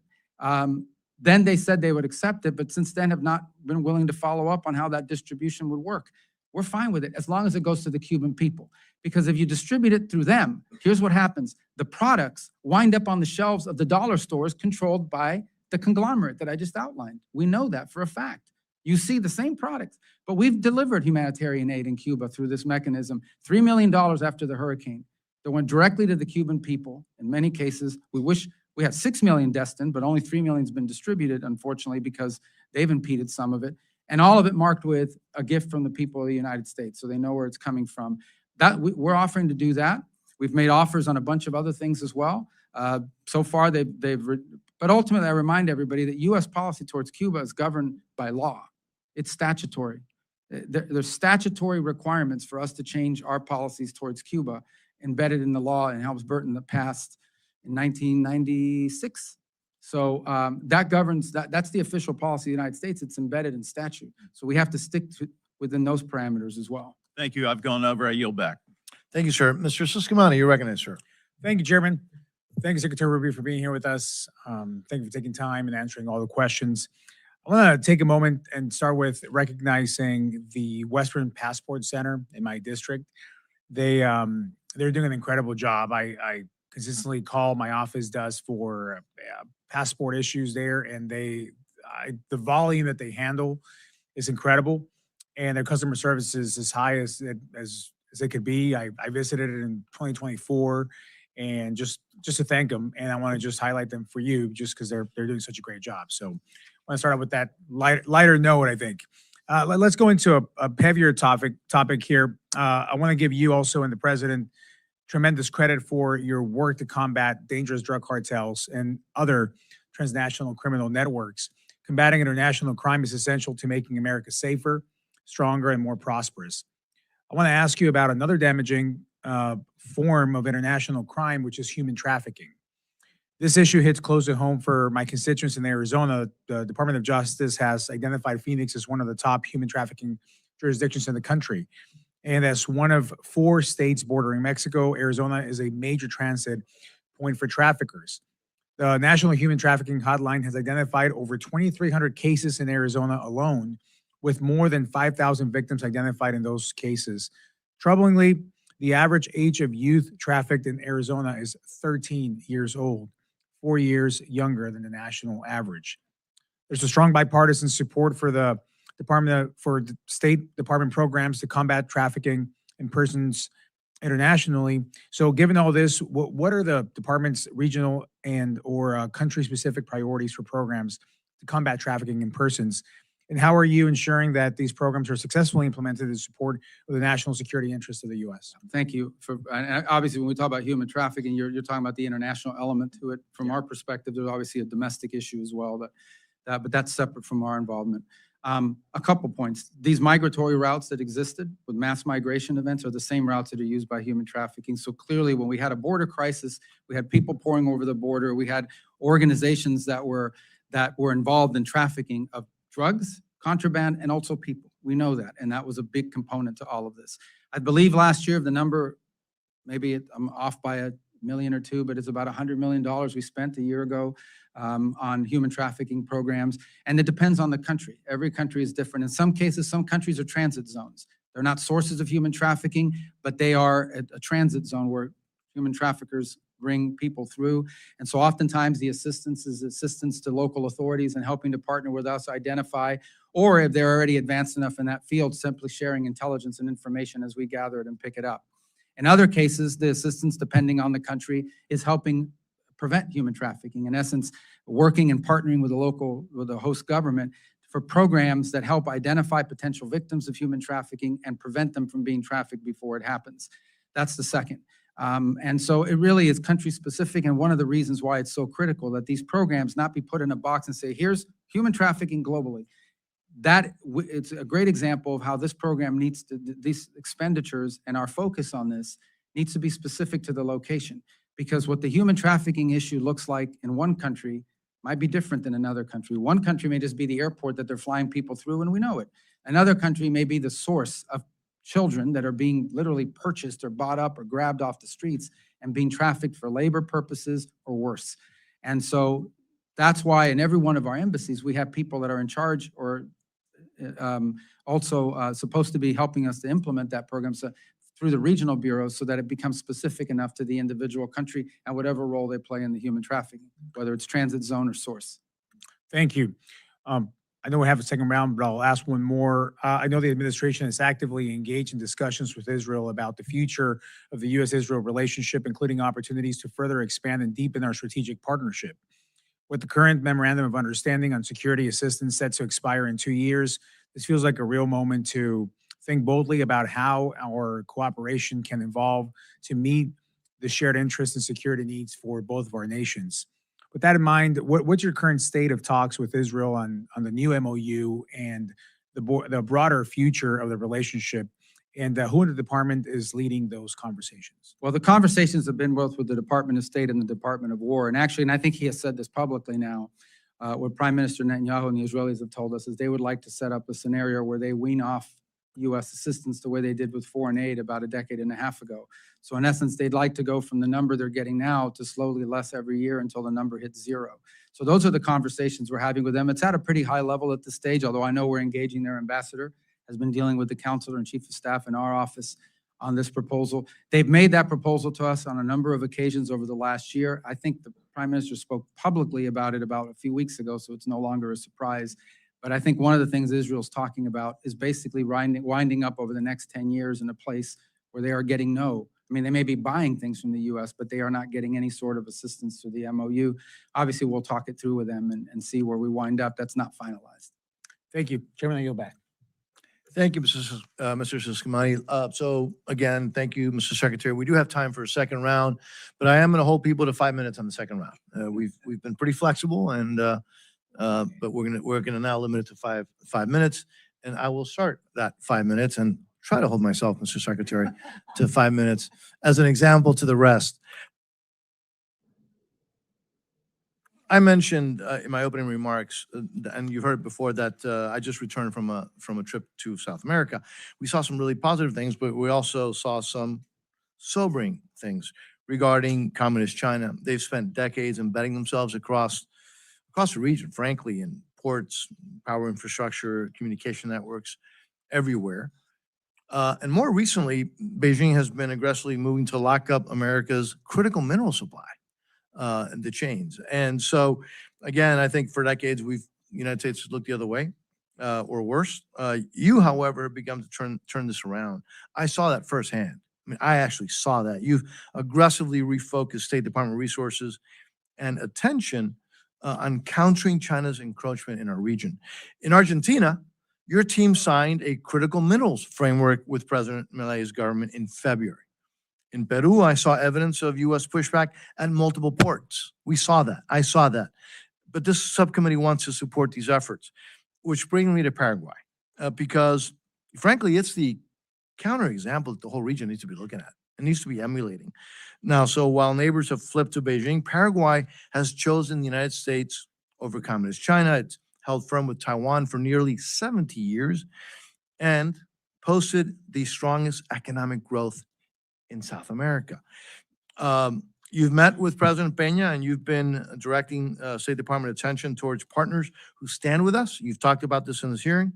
It's working. It's really working, but I think we can and should do more. What do you need to make sure that this hemisphere continues to see and sees clearly, actually, that choosing America over China actually pays off for their people and for the entire region? Yeah, I think the first thing, as long as I was served in the Senate for 16 years, everybody said we need to focus more on the Western Hemisphere, just like people say you need to eat more broccoli and more vegetables, but no one ever wants to actually do it. So I'm proud of, at least over the last year and a half, you've seen a more sustained focus on the hemisphere, and it's borne fruit in a couple of ways. Here's the challenge in the region. Not only 20 years of negligence in this regard, but what Chinese efforts in the region have done is twofold. The first is it's resource extraction. So they try to establish for themselves access to critical minerals, mining of any sort, and give themselves these long-term contracts, gain these long-term contracts, and that allow them to extract resources, as they do in Africa and other parts of the world as well. The second is they come in with infrastructure investments, key infrastructure like telecommunications, ports. These are areas we've seen heavy investment in on their part. And when I say investment, I understand oftentimes these come with financing mechanisms that can cause these countries to fall into a debt trap. The third thing they do, frankly, is they come in and they promise to build you an amphitheater or a bridge. They may not do a good job at it, but now you owe them money for it, and then they expect your vote at the United Nations and in international forums as leverage. And the challenge in all of this is that oftentimes a country will come to us and say, we want to build X or we want to expand Y, but the only people showing up are Chinese companies. There are no US companies showing up. There are no American alternatives showing up or Western alternatives showing up. And so part of the challenge that we have is to identify and connect those US alternatives and not US, Western, allied alternatives to what the Chinese are offering and to make a compelling argument. And this is the important work of our embassies that they've been focused on.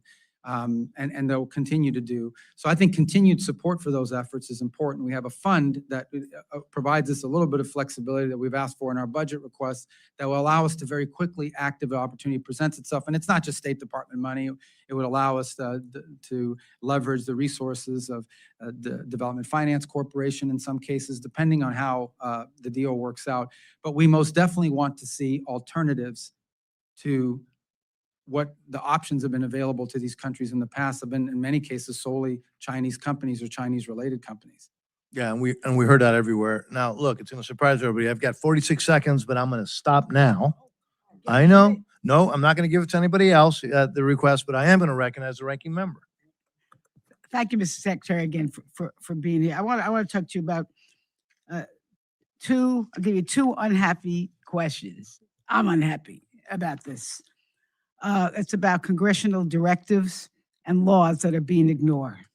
Number one, the women of the world. Women, when they have access to education, capital, jobs, and ability to fully participate in our economy, they lift families out of poverty, they grow markets, they strengthen communities, they create more stable societies. When they have a seat at the table in governments and peace negotiations, peace agreements actually last longer and nations are more secure and prosperous. We passed two laws. You were the sponsors, I think, of one of them, Women in Peace Security Act of 2017, the Women's Entrepreneurship and Economic Empowerment Act of 2018. And we have not been able to find anything that's being done at the State Department responsible for having these programs carried out. And then we get this notice. I am like, I can't even believe it, from your office. The administration does not have a dedicated strategy to increase engagement by women and girls in democracy, human rights, and governance and programs. This is not acceptable. And it's not only is it not acceptable, it's just wrong. I'm telling you, if you want to have this country, our country, to be safer, more prosperous, more healthy, you have to uplift the women and the girls of this world. I am pledging to work with you to do that, and I hope you will. I want to go on to another point, which is Gavi. We provided the State Department $600 million for Gavi. That is the vaccine alliance that delivers life-saving vaccines and protect children from deadly diseases like measles, malaria, polio, and so forth. Its work has reaches nearly half the women's children and has saved over 20 million deaths since the beginning. And now your State Department has not distributed this or not allowing Gavi to distribute this because you're waiting for a response from a vaccine conspiracy theorist. I almost put terrorist. Yeah, he's a health terrorist. Robert F. Kennedy. This is so wrong. I just asked you, I think we asked you about this before, to commit to getting these funds out. Can you do that? I mean, first of all, I don't think it's fair to call Secretary Kennedy a terrorist. I mean, he has strong views on health issues, and you may not agree with them, but I think by and large, he's also made a positive contribution to this administration in a variety of fields, whether you agree with it or not. That's, I Okay, agree well, with it or anyway, not. listen, you know what? But let me talk about Gavi in specific. As you understand, that obviously that's been largely a State Department prerogative. In the past, at the direction of the president, we've allowed Secretary Kennedy, we've worked with Secretary Kennedy on his input to get reforms from Gavi. He wants reforms from the organization, and we've been supportive in pushing those reforms. And what I told the committee in the Senate a moment ago is we've now reached the stage, not anything negative towards Secretary Kennedy, where we've now reached the stage where the State Department will become more engaged in making sure we can reach an outcome, because we have to get to an outcome here. Okay, but just to allows us reserve to my time, preserve our I heard equities. what you But said. we do want the reforms that he supports. All right. Well, I don't know what reforms. I can't even imagine this man knows what he's talking about. But the fact is, we need to get these vaccines out. Then I just want to, I do want to just say this, that we're still waiting for reports to Congress on the Women, Peace, and Security Act. I hope you can get that to us.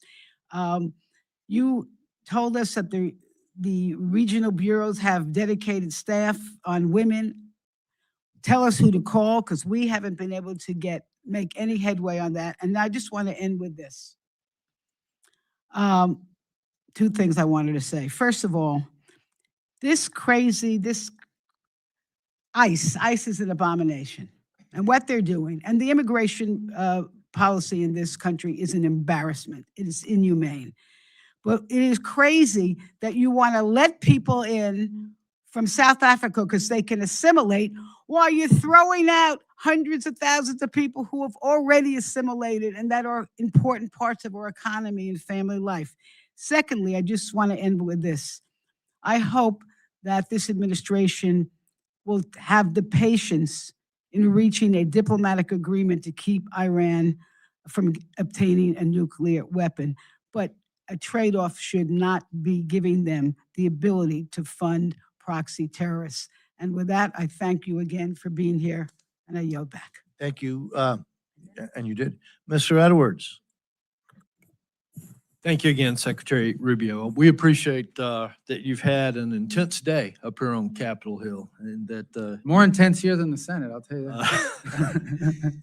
and that you've been here to share your thoughts, your philosophies, and you've been so transparent with this subcommittee, even where there are obviously some places that we don't agree.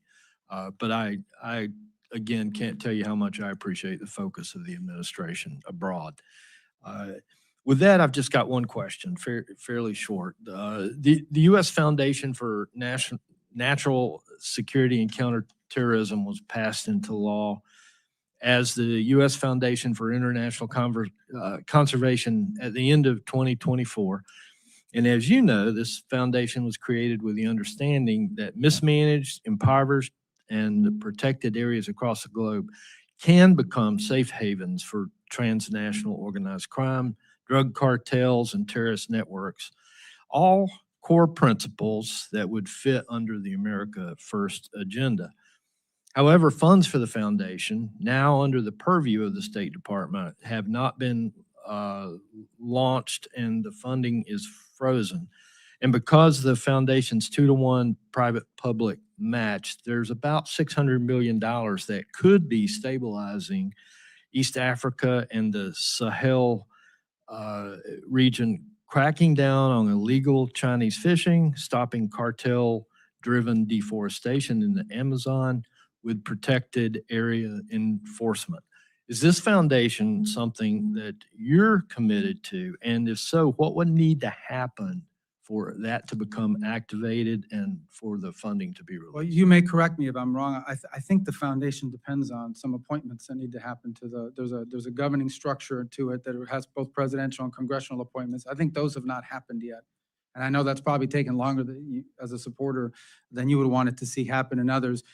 We can't really activate this until it's stood up. And right now it just hasn't been, the governing structure of it is not in place for a variety of reasons. I would imagine part of it is the change in administration with so much going on. We just haven't gotten to the point where we've gotten, I don't believe we have the congressional appointments either on that. I may be wrong about that, but I don't believe so as well. So let me get back to you on where we stand on these appointments, because having that governing structure in place is what's necessary in order for it to be deployed. I can tell you I've heard a lot about it. It has strong supporters in both the House and Senate in both parties. If I'm not mistaken, I think Senator Graham was involved in this effort in the Senate along with Senator Coons, and I'm not sure who the sponsors were on this side. So we've had numerous inquiries, but we've got to get those appointments before we can activate it. All right, thank you. We'll follow up as well. I yield. Thank you. Ranking Member Delora. Thank you, Mr. Chairman. Mr. Secretary, we're currently in the midst of a significant outbreak of a type of Ebola that has no authorized treatment or vaccine. The outbreak is occurring in a region of the world that really is highly insecure, and in the wake of the administration's withdrawal from the World Health Organization, the dismantling of USAID, and the State Department's restructuring of global health engagements, impacting the Centers for Disease Control and Prevention. It is now my understanding that the State Department is now rushing millions of dollars for the response.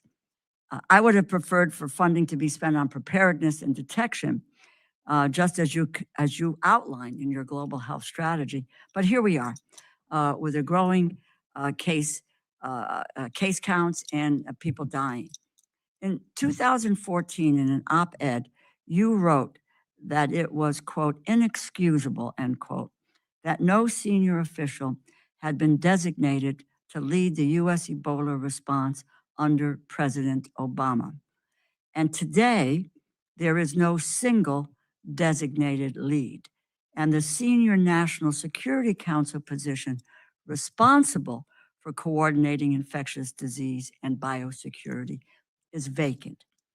Mr. Secretary, who is in charge of the Ebola response, and how is that different from what you called inexcusable in 2014? Well, it's different in a couple ways. First of all, our response has actually been faster than the response in 2014, both in the ability to flow funds to our partners in the region and in standing up all kinds of facilities. Let me answer the second question first and then get back to the first.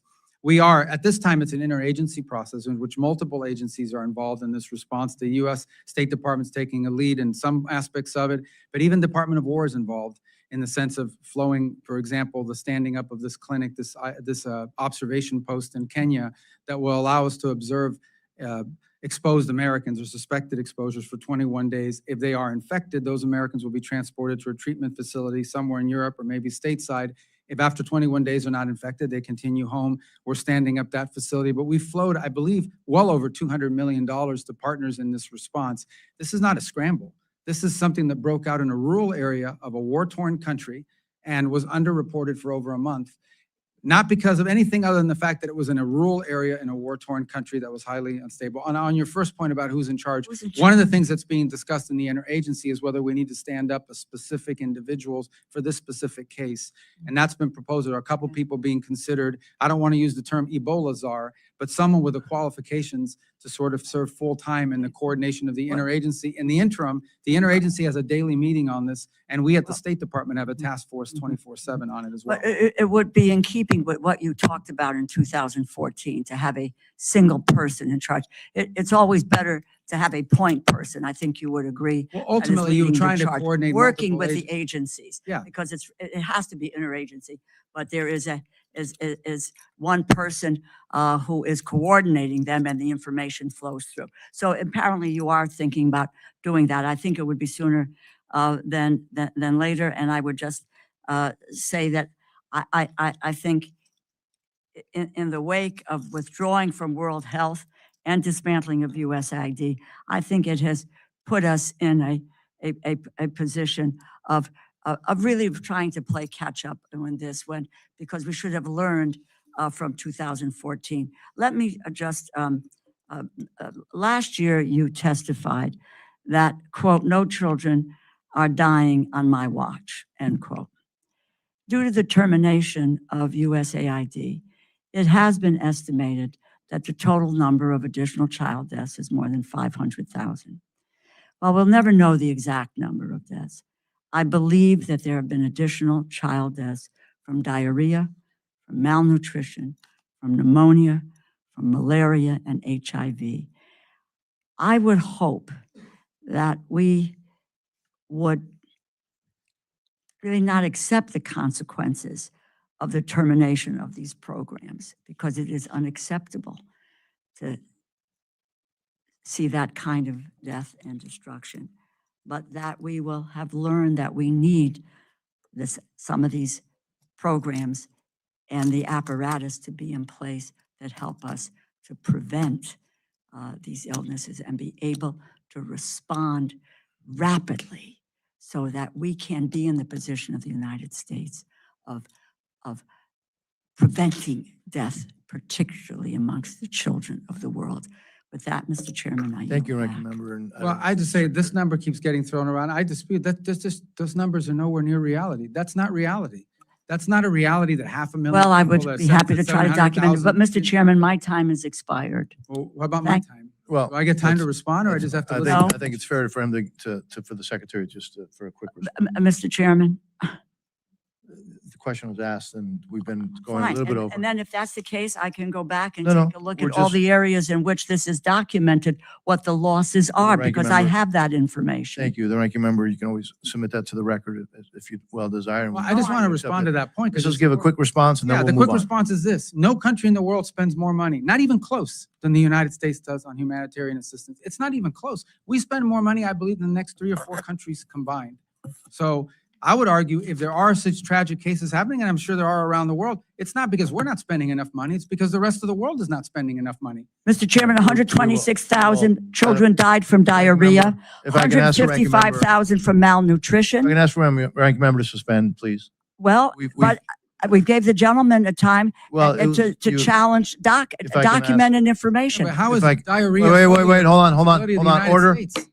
because the programs that deal The with ranking that member- have been dismantled. We ranking spend more member- money than I anybody hear else. you, Mr. Chairman, Thank and you. I want to be Thank you. responsive. I you. yielded, I ended at my All right. 5 minutes. We will continue. I I ended think with you, my you, 5 you got your questions. The secretary, I think, answered it. Now we will go to Mr. Molinar.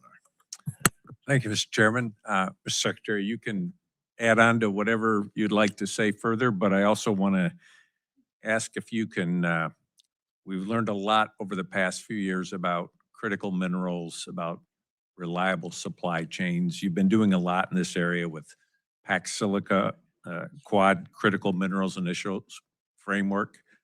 After you maybe respond, I would love to learn a little bit more about that. Well, I mean, I made my point. My point is we spend more money than anybody else on foreign aid, by far, not even close. And we're going to spend it smarter than we ever have before as well. I mean, part of these health compacts, 32 countries around the world have signed compacts with us that will allow us not just to deal with the acute cases that are occurring, but actually strengthen the health programs of these countries so that they become self-sustaining over time. Some will get there in 5 years, some may take 10. But all these countries love these MOUs because we're building their domestic capabilities to address these challenges. I've always said the best foreign aid program is an aid program that ends because the country doesn't need it anymore. South Korea is a great example. This was a country that was an aid recipient. Today they are an aid donor. We'd love to see that replicated, and these countries that are signing the MOUs love it because they've gone from an era of dependency to an era of self-sustainment that we're helping and partnering with them directly with their healthcare systems. We're not just standing up NGOs that come in from abroad and go into the country and tell them this is what you need to be doing. We are empowering the national health agencies of our partner nations so they can deal with this. Now, on the issue of critical minerals, look, it's an issue of global consensus now. Forget about which country it is. It is not healthy for the global economy, and frankly, it is dangerous for national security and the security of the world to depend on any single country for 90% of anything that's critical to your industrial base, your defense base, your technology base. And so I think we hosted Pax Silica, which you mentioned, is a great conglomerate of countries that have signed and cooperating on protecting particularly the supply chains related to artificial intelligence and development in that field, as well as hopefully standards that go associated with it. In the field of critical minerals, we had a ministerial, I don't remember, but March or April this year, earlier this year, we had 36 or more countries attend the critical minerals ministerial. And every country you go into today, and at every embassy around the world, critical minerals are a key component of our diplomacy. Not just the access to the raw materials, but the ability to process those materials into a usable product that are critical. And obviously we are doing that overlaid with a mapping of our vulnerabilities. And I don't say our vulnerabilities, these are the vulnerabilities of Japan, the vulnerabilities of South Korea, the vulnerabilities of the majority of Europe, and frankly of the world. We simply have a hyper concentration of whether it's critical minerals or you could add pharmaceuticals to that, concentrated in the hands of one country. And it leaves us dangerously dependent and cannot continue. And dangerously dependent because you can be cut off in a crisis, you can be cut off in a contingency in which they use it against you for leverage. So it's an all hands on deck approach. And I would say almost anywhere you travel in the world, you will find if you interact with our embassy that critical minerals and critical mineral agreements and critical mineral cooperation has become central and core focus of our economic diplomacy around the world. Wanted to just follow up on a little bit of a separate issue, but it's something that I know you think about. When you think about Haiti and all they've been through, what more can the administration do? What more can Congress do? What ways does the international community need to step up? Well, on Haiti, we have this gang suppression force, which replaced the MSS that was standing there. It'll come at a fraction of the cost to the U.S., about 100-something million versus 800 or 900 million, because other countries have stepped up and donated to it. The force is actually over-recruited. The number of commitments we have for the force is larger than the number of slots we needed available. And the core of it is this. These gangs won't just sit back. These groups won't just sit back and watch gangs operate. This international security force that will be there will be on the ground to take and hold territory from the gangs so that the government can gain in strength, hopefully be able to have an election, but also take back their economic vibrancy.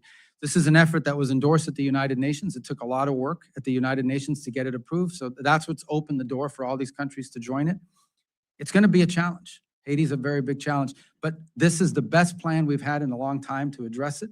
It has the support of the international community, not just rhetorical support, but monetary support and troop contributions and police contributions. And we hope it's successful. It has to be successful because there is no plan B at this point. Thank you, Mr. Chairman. I yield back. Thank you very much. Ms. Mank, you're recognized. Thank you, Mr. Chairman. Mr. Secretary, this administration has claimed to prioritize curbing waste, fraud, and abuse. But in this department, you've overseen the destruction of over $8 million worth of birth control bought by U.S. taxpayers, even though many organizations have already offered to buy and to distribute them. These are the same birth control methods used by millions of women and girls here in the U.S. If distributed, they could have prevented an estimated 110,000 unsafe abortions and the death of over 700 moms. Your department is attacking them. Earlier this year, 66 of my colleagues and I sent you a letter in January asking about the status of these supplies, but we never got an answer. Secretary Rubio, what is the status of these birth control supplies? We're operating under executive directive not to participate in these programs internationally. The United States is not going to fund this internationally. It's as simple as that. I mean, that's what's happening. But these products already exist. How much have taxpayers spent to keep them in warehouses instead of distributing them? Well, I don't know what it costs to store them in the warehouses per se. I think some of them, as you pointed out, have been disposed of. We're not going to use them. The government of the United States is not going to be involved in distributing contraceptive and all these other things around the world. And that's a directive we're operating under from the executive order, and that's not where we're going to prioritize our funding. Okay, these supplies are not damaged, expired, or destroyed. Do you have any issues with them being distributed? We're going to follow the directives that are in place. I have an issue in us being involved in that. That is not what foreign aid in the United States is supposed to be paying for. To be honest, it's not.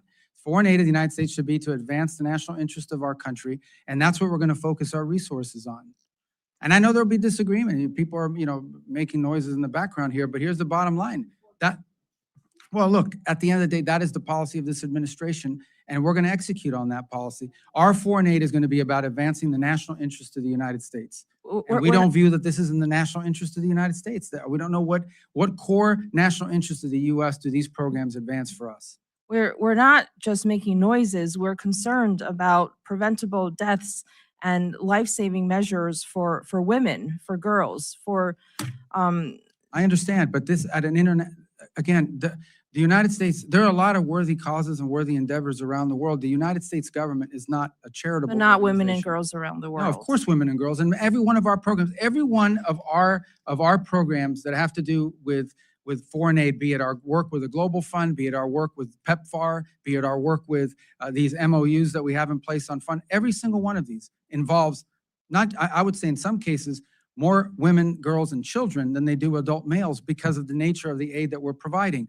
But you're asking about a very specific type of aid. If I could ask, in March, the New York Times reported that Ken Jackson, a senior State Department health official at the time, wrote a memo to OMB Director Vogt on these supplies, including the option to distribute them. To your knowledge, did Mr. Vogt receive this memo, and did he have anything to do with these decisions? I don't remember that article that you're pointing to or the memo in specific that Do you're you know talking if about. Mr. Vogt had anything to do with the decisions about Well, these we always, supplies? as you guys know, the role that OMB plays, they issue directives on spending to the agencies. That's the role they've always played. That includes in the formulation of the budget we presented to you. I can't speak specifically about whether he saw that memo or whether someone in his office addressed it. So, I mean, Mr. Secretary, you were here in Congress before. You know that for over 6 decades, in a bipartisan way, the U.S. has supported these international family planning programs. They have saved the lives of tens of thousands of women and girls for pennies on the dollar. Last year, despite Congress directing funding for international family planning programs on a bipartisan basis, you told me, quote, "There is no plan to spend that money. We're not going to be in that business globally. We're not going to do it." Just earlier this year, Congress again funded these programs.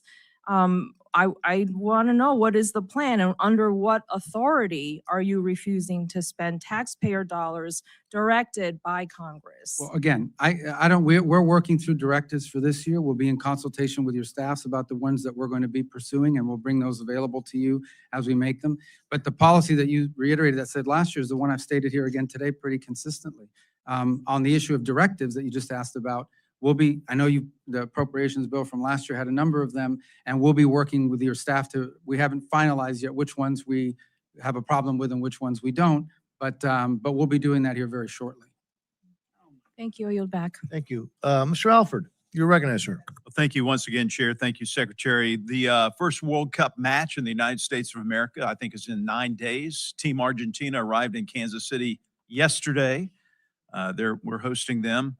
A lot of tourists, or millions of tourists, are coming to the United States of America. Can you talk about what your department has done to get ready for this massive influx of visitors and make sure that cities like Kansas City receive a return on their investment for these events? Well, as you know, we set up an expedited process for visas for people that own the FIFA card. In essence, the FIFA, you have to prove that you have a ticket, you purchased the ticket, you still go through the vetting, you still go through all that process. But you have to prove that you've bought a ticket to a game, not just that you're coming to attend. So that's for the fans' perspective. And so far from what we're interacting now on a daily basis with FIFA and the World Cup people, we feel really good about the processing. There are a couple places that might be more challenging, but by and large, if you own a FIFA ticket and you've registered through that program, you will receive expedited processing to make sure you can attend matches in the United States. Obviously, it's also being hosted by Canada and Mexico, so that provides some level of complexity because some of the matches might begin in Mexico and wind up finishing in the U.S.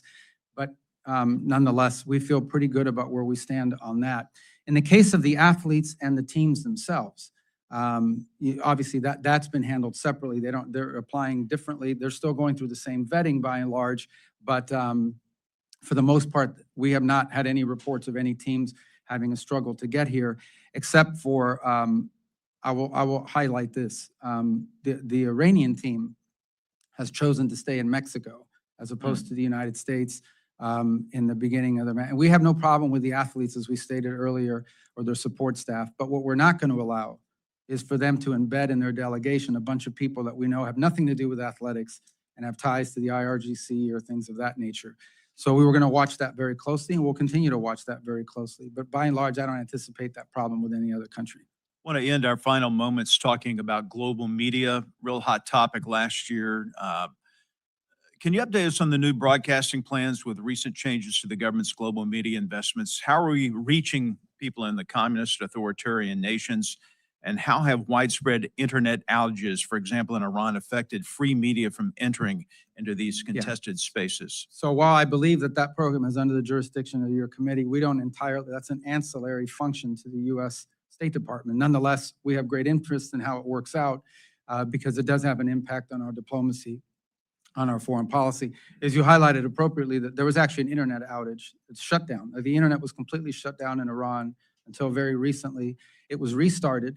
So even VPNs wouldn't have worked because you had no access literally to the pipes. They've restarted some limited access to the internet because it was devastating their commercial sector. But it's been problematic. It's been damaging, no doubt about it, and shows you how critical and important it is and why authoritarian regimes are so fearful of it. As you know, recently there was a court order that basically stopped all of the reforms that have been put in place by the previous administrator. So we've had to go back to the drawing board and begin from scratch on rebuilding that global program as a result of that court order. All the decisions that were made by the previous director were also eliminated. Again, we don't control it, but we are involved in giving input and guidance because it does have a direct impact on our ability to conduct diplomacy and on conditions within these countries. Got a minute 30 left. I want to ask one last question. I'm going to pivot back to Gaza just a bit because there's been some allegations made that maybe we aren't living up to our commitment to this 20-point plan. Is the case, sir, not that having to do with Hamas? Hamas was left in place by the previous administration who tied Bibi Netanyahu's hands, refused to let him finish off Hamas, and now we're still having to deal with these terrorists who keep popping up and threatening the people of Gaza who want to get on with their normal life. I mean, at the core is that the issue with Gaza is that our hope is not just for a peace deal. Our hope is for a complete rebuilding of it in a way that's positive, that gives people economic opportunity and some level of governance for themselves without having to be run by a terrorist organization. And so the key to that is investment and attracting. And there's plenty of interest. As I said, both donor countries in the region, companies that want to be involved in the redevelopment, and good people in charge of sort of envisioning what that would look like. The fundamental challenge at the end of the day will always be that you can get all the pledges you want for assistance in rebuilding. You can get all the interest you want from those who want to go in and be a part of it. No one is going to invest there as long as Hamas is militarized. Because as long as Hamas is militarized, they know that there's going to be a war in the future. There just is, if Hamas remains in place. So the goal now is to demilitarize Hamas. That is the impediment that's holding up the rest of it is still ongoing, all the planning, all the meetings, all of the, but the impediment to actually effectuating many of these other points is that Hamas still refuses to demilitarize. And it's not just us that are frustrated by it. Many of the partner countries in the region that helped put this deal together are frustrated and pressuring Hamas to comply with that requirement as well. Thank you, sir. I yield back. Before I recognize Mr. Susquehanna, I just remind the gentleman that two of those players on the, well, at least two, maybe more, but two that I'm aware of right now, top of my head, who are playing for the Argentina national team, play weekly in Miami, Inter Miami. So anyways, thought I'd mention that. Mr. Susquehanna, you're recognized. Thank you. Mr. Secretary, everyone here on the panel has welcomed you, and thank you for being here. I'm not sure that our welcoming nature is totally reflected on the 60-degree AC setting in this room. It's freezing, at least for an Arizonan or Floridian. Maybe in the hot seat it's not, but over here it's felt pretty cold. But I do wish to end with more on the warm side of things. And it's been said already by the chairman and some of my colleagues here on the critical mineral side of things. The backbone of our defense system, this is more a statement than the question, because I know you've answered it already, but I want to agree with you on this. energy infrastructure and the emerging technologies right now. China dominates the global supply chain for many of them, and you address that. This is a serious national security vulnerability. And Arizona specifically, we play a major role in solution. My state produces nearly 70% of the U.S. copper and has significant untapped critical mineral deposits that could meaningfully reduce our dependence on foreign supply chains. Yet permitting challenges and the lack of diplomatic coordination continues to slow the process. So I wanted to mention that if you have any further comments on that, please go ahead. But I just have one question on Nigeria, and then you can cover both if you want, and then that'll be the end of my time. I want to acknowledge the administration's counterterrorism successes along the Nigerian partners against Boko Haram. These are meaningful steps forward. Defending people of faith from persecution remains a top priority for this subcommittee, which is why our FY27 bill conditions assistance to Nigeria, one of the deadliest places in the world to be a Christian today. This committee also submitted recommendations to the White House on violence against Christians in Nigeria, and we hope those inform the path ahead. With that in mind, how does the department intend to move forward on this issue, particularly on the atrocities, prevention, and religious freedom protections? Thank you for that. Actually, it's an interesting, not that we were unaware of it, but it was congressional attention to this matter that first brought it to the forefront. Even though we've been monitoring it and watching it for a while, it's members of Congress that really accelerated public attention on the plight of Christians in Nigeria. One of the first things we did immediately is engage with Nigerian authorities, because in many cases what was happening there was not a lack of willingness on their part, it was a lack of capability. In essence, they were confronting groups that in many cases had better weapons, more sophisticated weaponry. In some cases, they were facing a real domestic challenge. And they too jointly identified these terrorist groups, which are the ones that are conducting these massacres, as a threat to their security. We were able to enter into very cooperative arrangements with them. In fact, I've met with their national security advisor on a number of occasions. I know our Department of War folks are working with them quite closely, and have been able to conduct two, significant joint operations targeting these groups, one on December 25th, one as recently as 2 weeks ago that eliminated the number 2 in the global ISIS affiliates in terms of the, and a very successful operation that in addition to eliminating these individuals, captured a substantial amount of intelligence and items of intelligence value that will inform not just further operations there, but operations in other countries or threats emanating from other countries as well. Since then, we've conducted a couple of other joint operations, much smaller scale. So I think we're at a stage now where the cooperation between the United States and Nigeria in going after these groups is pretty substantial, and I think a good success story. And it's the work of both diplomacy from the State Department, but frankly also, good liaison work with the Department of War. Thank you. Thank you for that. Mr. Chairman, I yield back. Thank you, Mr. Siscomani. As a reminder, members, as you all know, may submit additional questions for the record. Mr. Secretary, look, you have multiple hats, Secretary of State, National Security Advisor. Let me just thank you for your outstanding service to this great country of ours, and also thank you for your time today. You've been very generous with your time. This concludes today's hearing. The Subcommittee on National Security, Department of State, and related programs stands adjourned.